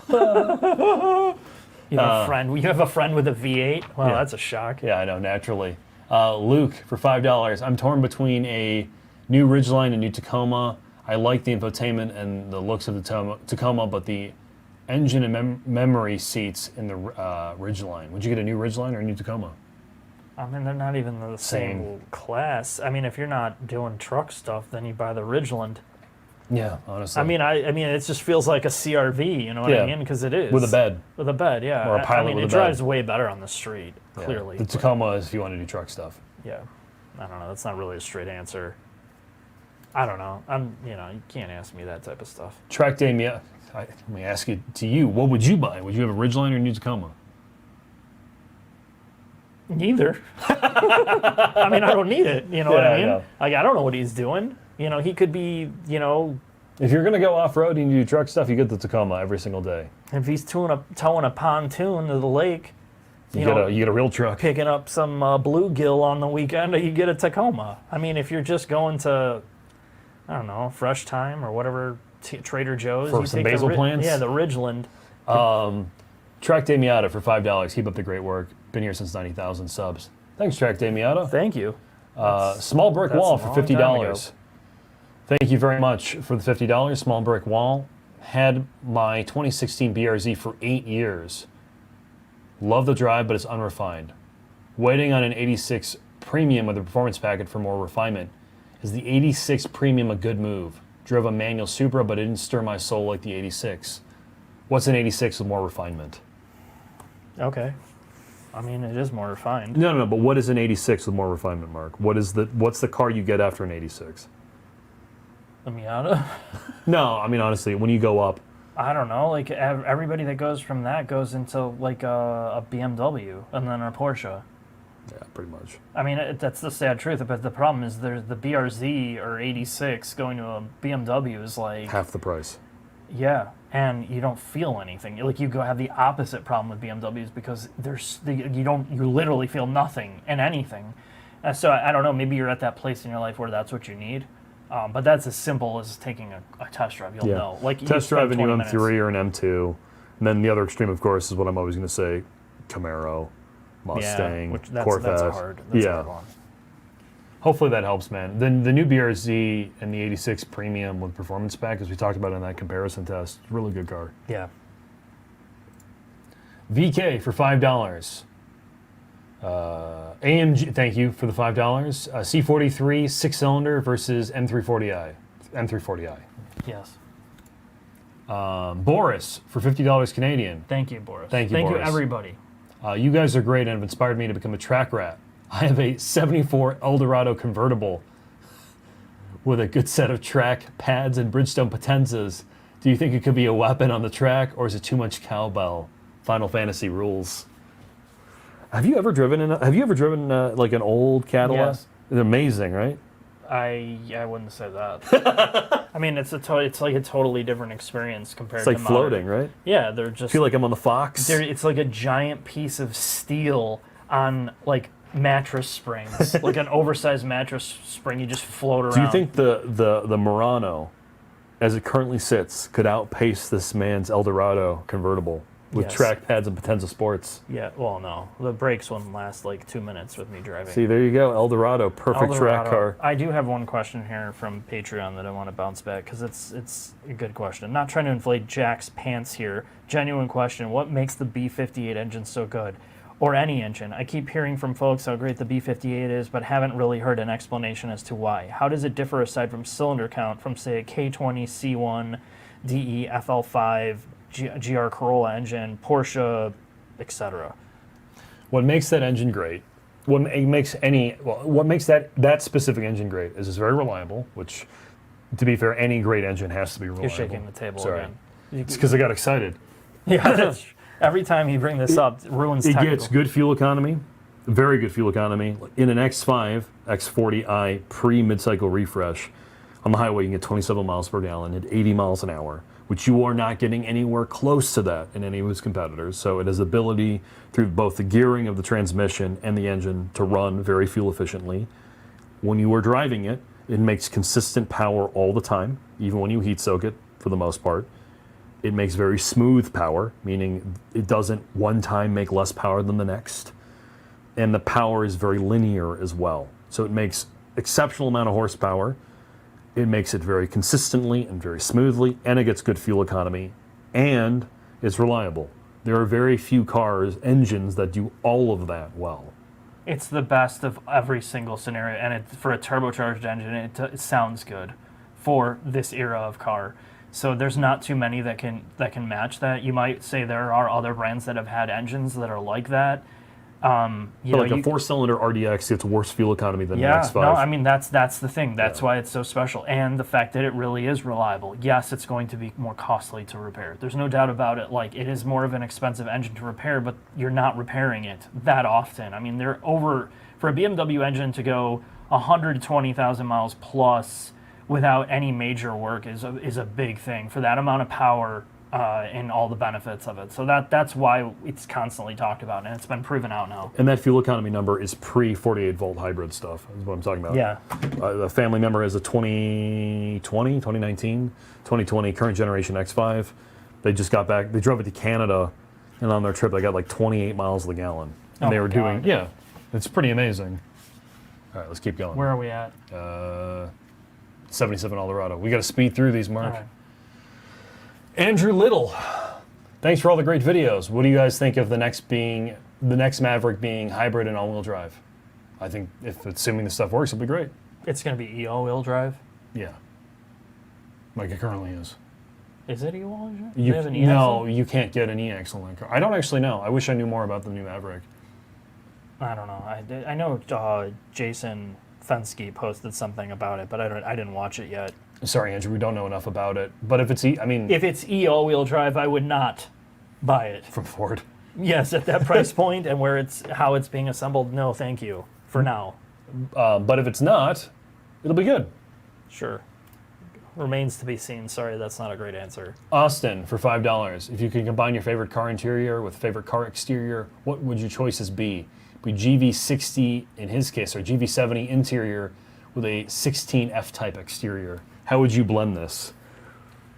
If you could pick your favorite exterior and blend it with your favorite interior, just immediately favorite interior of any car. I don't have a straight answer. Sorry. LC500, wouldn't it be that for you? Yeah, but that's not packaged well. Oh, who cares? Looking.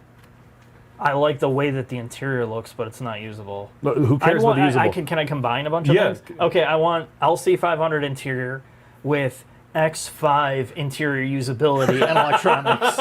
And then probably like SF90 or Lotus Emira exterior. Or, yeah, probably. Yeah, something like that. Something ridiculous that you can't do. I want my LC500 with X5 usability. yeah, that's true. Man, favorite exterior of a car, probably old E-Type, and then I have I'd have the usability of like a modern 911 on the inside. Okay. Yeah, that's a good call too. I mean, you could mix and match. Strongly considering the CX-50, do you feel the driving experience with the turbo is worth the worst fuel economy than its competition? No. TGHL, thank you for the $5. I will tell you, we have a CX-50. My fiance is the one who drives it more than I do, being entirely transparent. And she came from another CUV prior to that, and she hates the thing from a ride quality perspective. She loves the way it drives. She likes a lot about the vehicle. She likes the interior. She likes the packaging. The ride quality is really rough, and it does not get good fuel economy. I think it drives well, but what are you doing in your two-row CUV? You're going to just go straight and putz around. If you're doing light trails and you're doing any turning in like you live in Seattle or Portland or something, and you've got great roads. 100%. Or California. Other than that, I want a boat. Yeah, I'd get like a CRV hybrid. Or a CX-5. Yeah, the old CX-5 drives better than the CX-50. I think it's a smoother riding vehicle.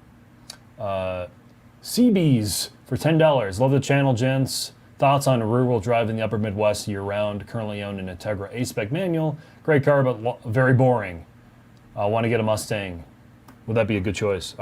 Depends on where you're at in the upper Midwest. You can snow tire a Mustang. I did in university. You can. I mean, if you're in upper Midwest where you're living on snow all the time in freezing conditions, not the funnest thing. But the difference here, like I know we talked about this before, it's not like it used to be. We're not in the 70s anymore. Like all of the stability control systems are so good. If you're on the right tire, it's not like it used to be. It's way easier to drive. Unless you're in snow constantly. If you're like where we're at in the Midwest, now it only snows like, 7 times? Yeah. Like actual real snow. You could probably drive the GT3 RS year-round if you wanted. The only thing is the salt. That's it.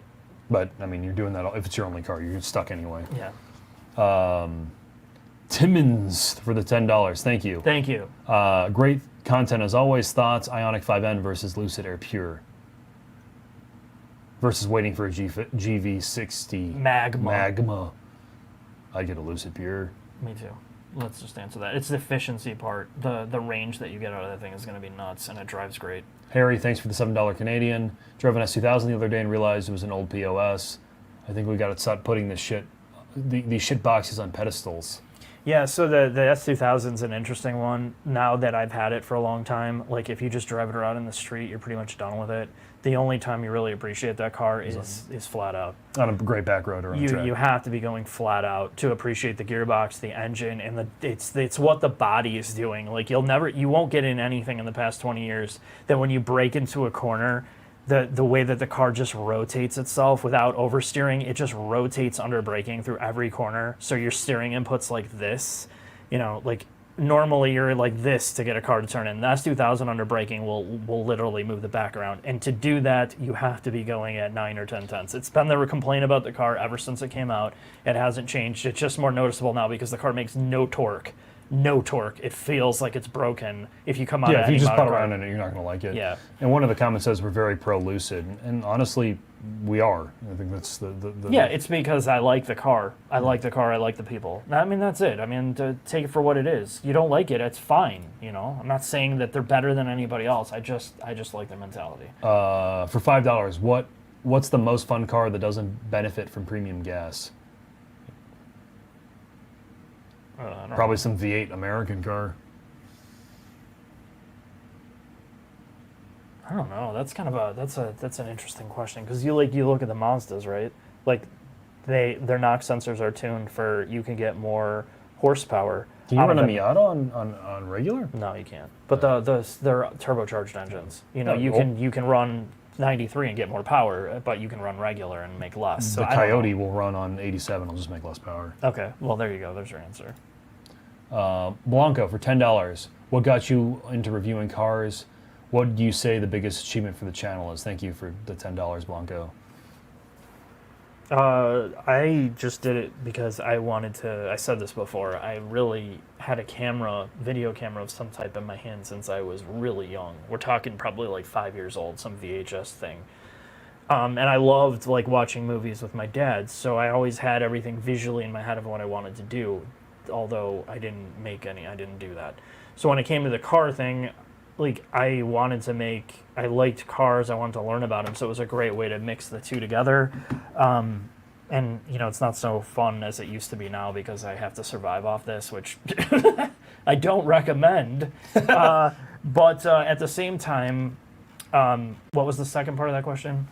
What's the biggest achievement? I think the biggest achievement is working with some of these, getting to work with the talent behind these brands that actually make the cars. And be, I hate to say respected, but somewhat respected by these people too. Yeah, the respect thing, I think when we work with a lot of people, what becomes apparent is we have really strong work ethic, and I'm not saying that to be like, oh, look how great we are. I'm just saying, like, a lot of this is here because I just wanted to do the work. I wanted to learn. Every time we do something with some brand, like when we went to Japan, right? Like for the NSX thing, I did it because I wanted to do it. I knew I wasn't going to make any money. I did it because I wanted to learn, and I really came into it with a strong like mentality of, I respect what you guys are doing. Tell me about it. Help people learn about it, and it's that mutual interaction with a lot of these car brands and a lot of the engineers where. There's just that mutual respect between like working with certain people, and that to me is been the best part, and I think that's a huge achievement because it's hard. People are like, well, how did you do this, or how did you get access to this, or how did you allow this? How did you get to talk to these people? And this really, it's just a lot of work, man. A lot of work. Not to say that everything we do is good.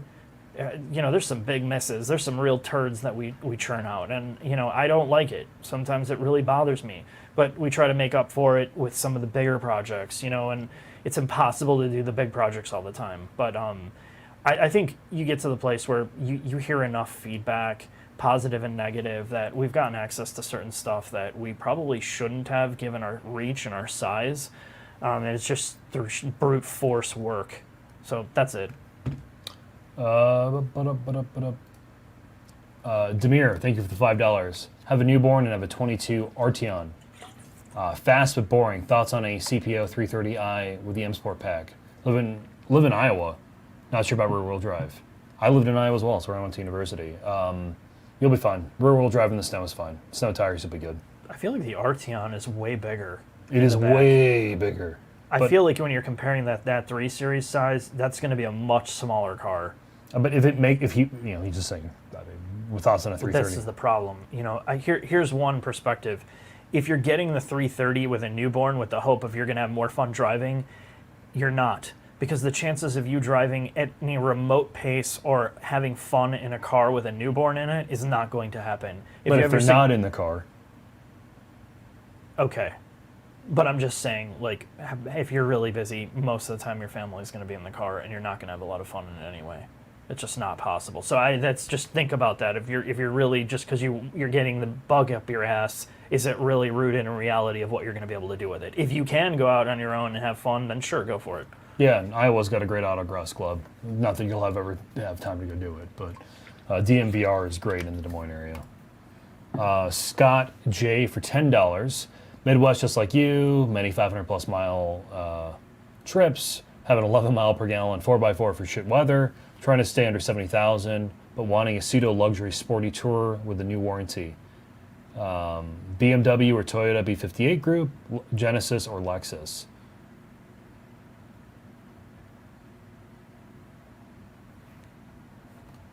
Under $70,000, if you want a luxury sporty grand tour with a new warranty, what would you buy? Like car or SUV? Car. Oh God.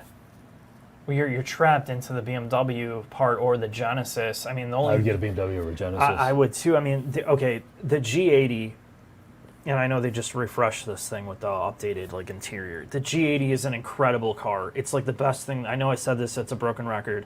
That is a really good car. Really good. So if you want your real luxury, super, super quiet, it's going to blow everything out of the water from BMW until you get into the 7 Series. But again, I don't know. Do you want to spend that kind of money on that car? So I would drive them both. I would say BMW like 5 Series, B58, try to find it spec'd out right, and then drive a G80 at the same time. The G80 won't have the engine, it won't have the transmission performance, but I think it's like interior and build quality, everything feels better to me. You also get a used new G80 M3 for some more money. Yeah, that's true. That's a tough choice, man. You got to drive them both. That's all I'm going to say. The best sports sedan for that money, if you want an automatic and you don't want to go GM, is probably your M3. There's nothing Lexus builds that's going to scratch that itch. Fast? They don't have anything. Yeah, no, they don't. I mean, LC500, you can't even get close for 70 grand. No, I mean, you can get a used one, but that's totally impractical car. I mean, LC500 would be a badass car, though, if you get one for 70 grand. You can get one for 70 grand. It's just... It's an 18, right? 18, maybe. No, it would be an 18. Connor Williams, thank you for the $20. Do you think an OEM will start focusing on more quality performance cars since EVs are going to be taking over straight line performance? Maybe bring back cool manual cars at a higher build quality and a premium price. So to put this out there, there's going to be manual EVs. They're going to be simulated manual transmissions. It's happening. It's in the works, and you'll see it in the next like 3 years. So I think you're going to see hybrid performance cars first until the EV thing catches on. You already have. Yeah, GTS. right. Yeah. But I'm just saying you're going to see that more so. But there's going to be EVs with manuals. I mean, whatever. I do think manuals will either only exist in the cheap cars and the very expensive performance cars in the future. There's no market in our current economy for a brand to spin up some type of sports car. Unless it makes a lot of money. And yes, unless it's a very expensive car. And that's why we keep saying it, right? Like, where is their money going? Every brand seems to want to move their performance cars up market. Because people will buy them. Yeah. But they're going to eventually run out of customers for the ultra wealthy to buy these things. I mean, the market's already saturated with these expensive, performance machines. And there is a glut of, the affordable ones. But every time we talk to these brands about these affordable sports cars, there's people say they're going to buy them, they don't buy them. They might buy them for the first 2 years, and by the end, the numbers are so low, it's hard to justify their existence. And we just keep hearing it over and over again. The manual argument is the take rate's so low to develop a new manual transmission. The reason it's not in the new 992, it will be in the .2 and yeah, they'll be GT3s and probably a Carrera T, but the reason it died in the S and the GTS is nobody bought it. The reason it died going to the C8 is allegedly not enough people bought it to warrant its existence in the mid-engine car. Yeah. It's shitty, but it's true. But or at least that's the reason.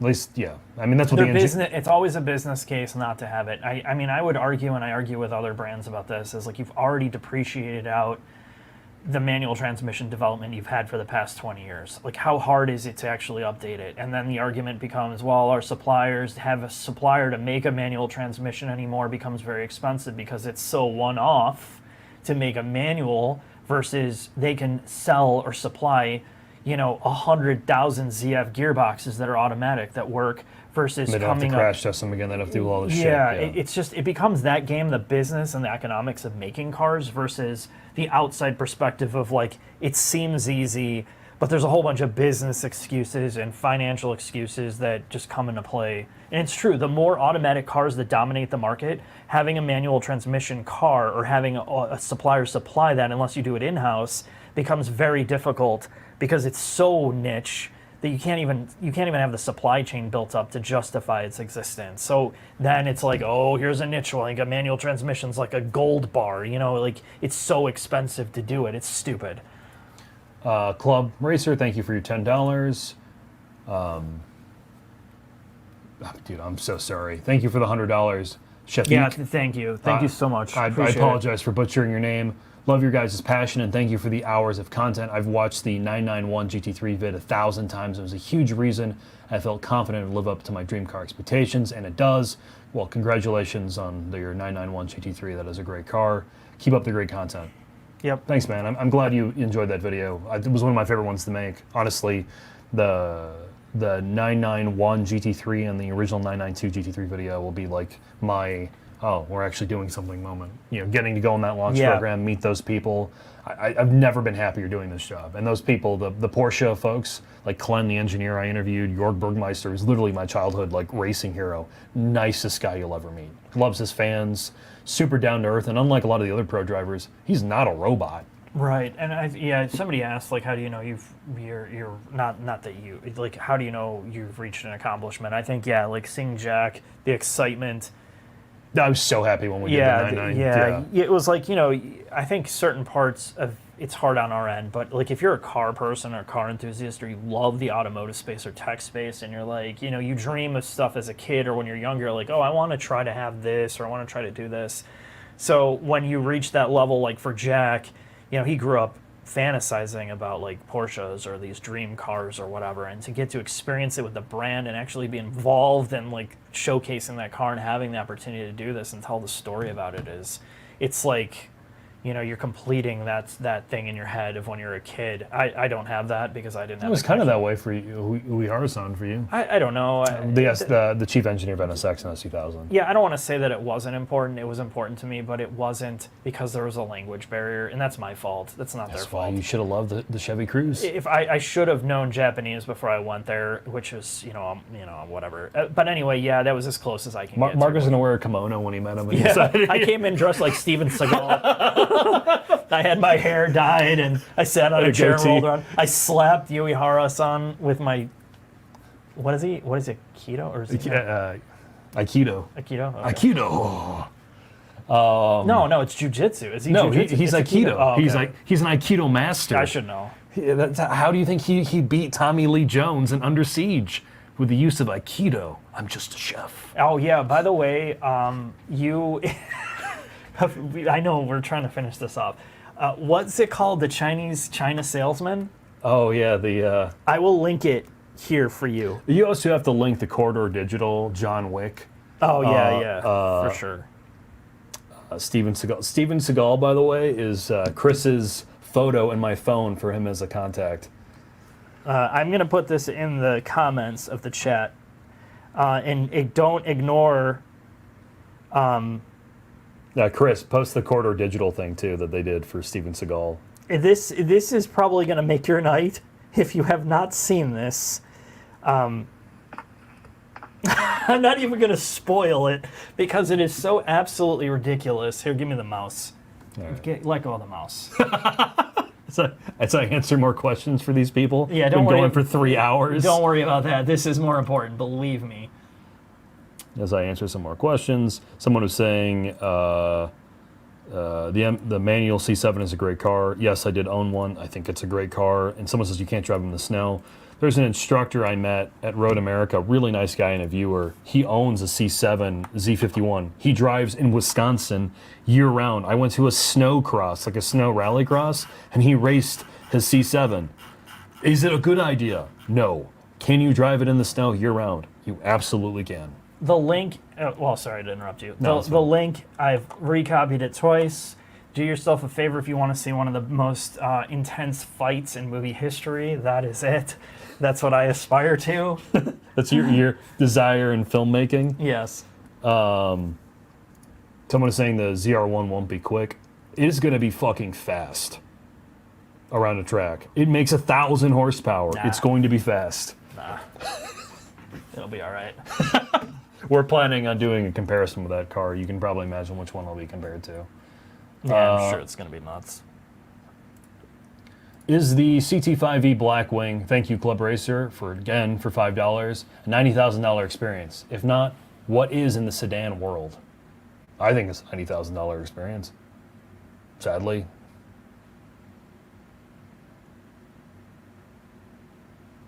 It's got a V8.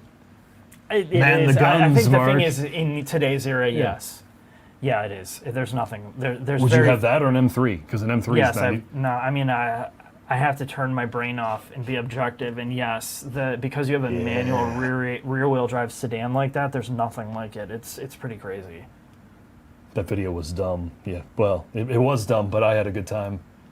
I got my first BMW. Wow. Oh, first off, Clint, thank you for the $25. He got a V10 M6 with 50,000 miles. $33,000 all in, but it's convertible. Am I gay now? FYI, I got a blacked out SSR at 19 years old. Also have a GXP and an 05 GTO, both stick. Clint, congratulations on a V10 M6. Yeah, I don't care that it's convertible. Probably better. You can hear the V10. That V10 is well worth the price of entry in the price of repairs. Just put the loudest exhaust you possibly can in it and drive around in it. Yep, 100%. And then cry into your bank account when it doesn't go well. The SSR, man. Somebody's like bringing up the SSR. That's another dream machine. Winston 25, thank you for the $5. Civic Si, over sticker or GTI below sticker? Love the Civic, but I should feel, man, the Civic Si is over sticker still? I don't think the dealers get a lot of them. I think that's why. The allocations are pretty low on it. Again, a manual car, right? They're not going to overproduce them. Would you get a GTI for less than a Civic Si? Yes. Yeah, I would too. As much as I don't like the Mark 8. Connor for $5. There's nothing wrong with it. No. It's just a little bit boring. Yeah, and the interior is Not to say that the Civic, that SI is, it's pretty slow. It's way slower than It's GTI. slow. It just, I guess it's fun to drive. I guess you don't need the speed. Anyway, whatever. Connor for $5. With you guys doing more Benz content recently, I was wondering if the plans are to do a deep dive on the new C43, C63. Yes, we are getting a C63 4-cylinder AMG pile with the engineers, and we're going to drive that car. I have low expectations. I'm curious how you're going to like it. I don't know. I don't know if I will. We'll see. I'm sure it's good. I just No V8, the 4-cylinder. Okay. What did you say? We're doing the C63 AMG with an engineer. I'll keep an open mind to it. I'm sure it'll be fine. I have no idea. They put a lot of money into it. Yeah, Whether people are buying it or not is a different story. SH for $20. Hi guys, have a few ideas. Would love to hear your process on buying a sports car. If you have a budget cap of $250,000, $100,000 in the account, how would you guys buy the car and what would it be? Looking at a 992 4S, GT3, or Ferrari? GT3, done deal. Yeah. You got to do it once. I hate to say it. If you're going to finance this thing, at least if you're in the GT3, your money is probably parked. You could put a couple thousand miles on it and you're not going to lose your ass out. It'll hold its value way better than the 992. Mark's stepping out to use the restroom. I will keep answering these questions to the best of my ability. Should you buy a $250,000 car with only $100,000 in the account? I'll leave that up to you, but if I were going to buy of those three that you listed, I would get the GT3. Doing the math, your car payments are going to be several $1,000s a month, but at least your cost to own, if you only have it for 3 or 4 years, other than interest, is going to be relatively low. You'll probably be able to get out of it for near what you're putting into it. You're not going to lose that much money over X number of years. As long as it doesn't get into an accident, as long as you don't put like 40,000 miles on it, it should have a pretty strong residual. Probably better than the 992 4S, and more than likely better than a Ferrari. SH for $20. I want the GT3 for the sound and the aesthetics. Won't be tracking any of these cars. and the 4S would be a convertible. Would be We'll fun and definitely save a play bunch tomorrow, of money. okay? But what is the red frog doing Yeah, in even here? then, man. I mean, the GT3, Tried to yeah, get it's a him. bit He rough. was trying to tell about the The wig one 4S would be a lies. better street car, but if you're just doing it because you like the way it looks and Hey. you want to park your money and yada yada yada, the GT3 is the best of the three. Hey, red frog, Most of the get other outta exotic here. cars have pretty steep depreciation curves and honestly have a really high cost to own. I'm sure the comments are probably reflecting something similar to that, I imagine. Oh. Thanks, Mark. Used to be Thanks scared for of the frog. screaming in the bathroom while I read your comments. All right. Great time to thank a guy for paying $69. Keith Price, I'm thanking you while you can hear Mark. Wig one. He's trying to get Butterwig one to do whatever he wanted. Well, Keith, thank you for the $69. Love you, buddy. I love Sleep you well, too, okay? Keith, and so does Mark, See you wherever tomorrow. he is, whatever medical emergency he's having in the bathroom. Adrian Q for $5. Any update reviewing a Rivian? Smell it instantly. No update. We're unlikely to ever get one. Our rep got fired and the project got axed. It was the whole thing. Suzuki Bob for thank you. I thank someone who donated $69 during all that. Oh, jeez. Well, because of my stories? Yeah, because your stories. Oopsie. I thought I muted my microphone. Yeah. I'm sure No, you did. seriously, I walked out of here and I muted it, so I apologize. Yeah, putting your kids. I All feel right. stupid, sorry. All right. You're thanking Keith Price for $69. Here you go. Thank Keith. Thank him, Mark. Thank Keith. You even still like. No, sorry. I just feel bad. I feel dumb because I really thought I muted my mic. Anyway. All right, what do we got? We got two questions left. That's it. Okay. Suzuki Bob, thoughts on the 25 Maverick with the hybrid all-wheel drive for $30,000. Replacement for a Forte GT owner that wishes he had a hitch.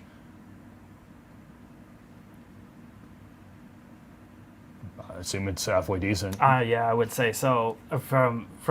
Is he trying to? Replace the Forte GT to go Yeah, for the new Maverick. for sure. I think he'll like that a lot. I mean, that's The Maverick had some teething pains, but hopefully this new one's better.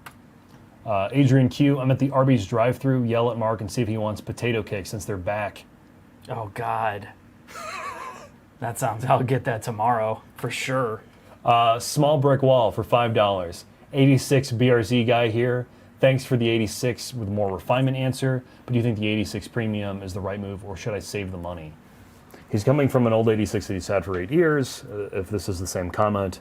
Now he's moving to the new 86. Do you think it's worth the upgrade? Not if it's paid off. You know what I mean? Like if that car's paid off, do you think it's actually that much of an upgrade?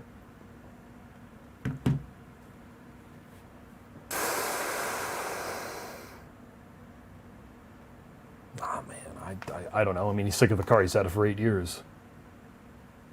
Yeah. But I don't think you're going to be refreshed with your feelings of getting the new one. It's not that much different. Yes, the engine's better, whatever, but Yes, it's not like interior's- it's not like a completely new experience. It's like more of an iterative evolution. Hot take, get the first M2. Okay. It's like 35 grand for one. Yeah, that's something different. I think you're going to be bored with the new 86. Honestly, like if you're already bored. It's a with good the old car. one- Yeah. Gavin for $10. Lexus GX, LX, Porsche, Cayenne, Land Rover as a daily driver, adventure vehicle. Obviously, reliability is a concern, but not enough to cross-shop these. Thanks for the videos. Wow. I would get a adventure vehicle is the hard part. Would you get a Porsche Cayenne or a GX? I'd get a Cayenne if reliability wasn't a problem. I would get a Cayenne, yeah, as well. I think so. The GX is like something you're going to keep long term, but I think as a luxury product, the Porsche, I mean, it's just such a better driving car. And you can go off-road in it. I, You can. People go okay, crazy all right, builds. All right. What is the think Rolex of cars? Aston Martin. Nah, they don't hold. think so? Rolexes hold their value. I don't know. I was thinking brand Prestige? Yeah, brand prestige. It would have to be an English car, wouldn't it? Yeah, I don't know. Probably Rolls. Oh, yeah, I could see that too. What do they have total value? The Kia Forte, the Kia. Stellantis, the Rolex of cars. Yeah. You wait forever, and when you get it, you're disappointed. Omar Khan for $5. Yeah. Looking at an 06 to 08 V8 Vantage for $35,000 to $40,000, or a 996 Coupe, which would offer a more special driving experience. Currently have an E36 M3 Aston. V8 Aston. Yeah. You beat big pimpin'. It's going to break, but big pimpin'. Yeah, definitely. Steve, Red Frog for the win. Thanks for $6.90. Yeah, the Red Frog's a liar, just so you know. You and your kid. It's amazing for people to realize that you have a spawn. I mean, this is like the 6th one, but they're all over the country. Yeah, but you keep this one local? Yeah, I keep this one local because he's, I'm trying to mold him into the next generation of The content creator? influencer. He's got to be an automotive influencer.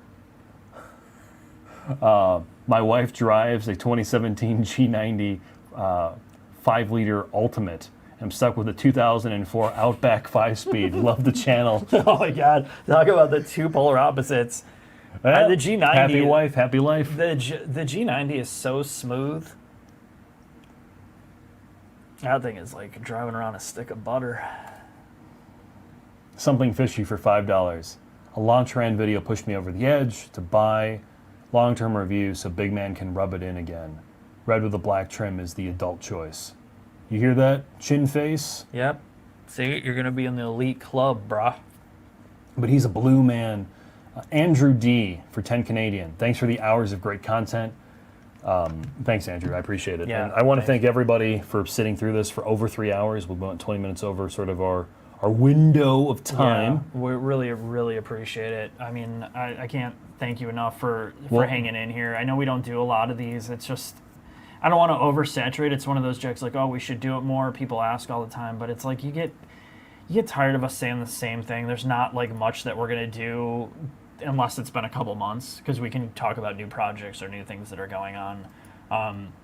If you want to hear it more, maybe we can do it monthly, but I just don't want to burn out our personalities oversaturating people. And I just posted my favorite piece, which is the Corridor Digital one of Steven Seagal. Okay, yeah, that's a good one too. Yes, that's the slap fighting one. Yeah, it's him sitting in the chair. All right, so with that, I think it's time for us to end this stream, sir. Hey, is there anything else that anybody needs to say in the comments before we shut this down? I know Jack can't wait to get out of here. I'm strolling through the comments myself. Okay, I just want to make sure that I didn't miss anything. Monthly would be sweet. Oh, we missed 2 somehow. Okay. Love your content, guys. Special channel. Money was no object. What sedan would you get as a daily driver, all things considered? I always say this, and I'm not Mr. BMW, but the 550. You'd get that over a Sapphire if money was no object? I think so. Really? Yeah, I mean, you can get one of those for like $60,000 used, really low mileage, and it's an amazing driving car, and you have the extra money for 3 other cars. Yeah. I mean, I'm not saying the Sapphire is a bad choice, but I mean, Jesus, for what you're doing in a sedan. It's a badass car. Yeah. That's a luxury car. Yeah.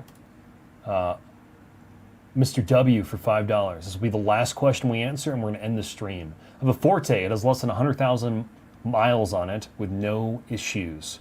What's a good upgrade for a year-round car that's $25,000? Well, he's got the Rolex of cars already. So, honestly, an upgrade, there's not going to be that much you're going to upgrade to for $25,000. That will last for a long time. I mean, you're lucky. The good thing is, like, it's a crapshoot with some cars. The $100,000, 100,000 miles out of that car is good. Did you get a new Civic? Not a new Civic. You would get a slightly used Accord or a Civic or something? Yeah, maybe an Accord. You can find some. A 2-liter Accord? Or maybe Camry V6? Yeah, Camry V6. Maybe, but that doesn't drive great. Nor does the Forte, to be fair. Yeah, I know, but I'm just saying, like, is it really worth the upgrade to that? I get an Accord Sport for 2-liter with a 2-liter. You'd be really happy. Yeah, probably. And they're pretty stout. The last generation Accord, despite its looks, was a really solid interior space too, and they're reliable. All right, thanks again, guys. Thanks for watching. You guys have a good rest of your evening. Yeah, thank you, everybody. I appreciate it.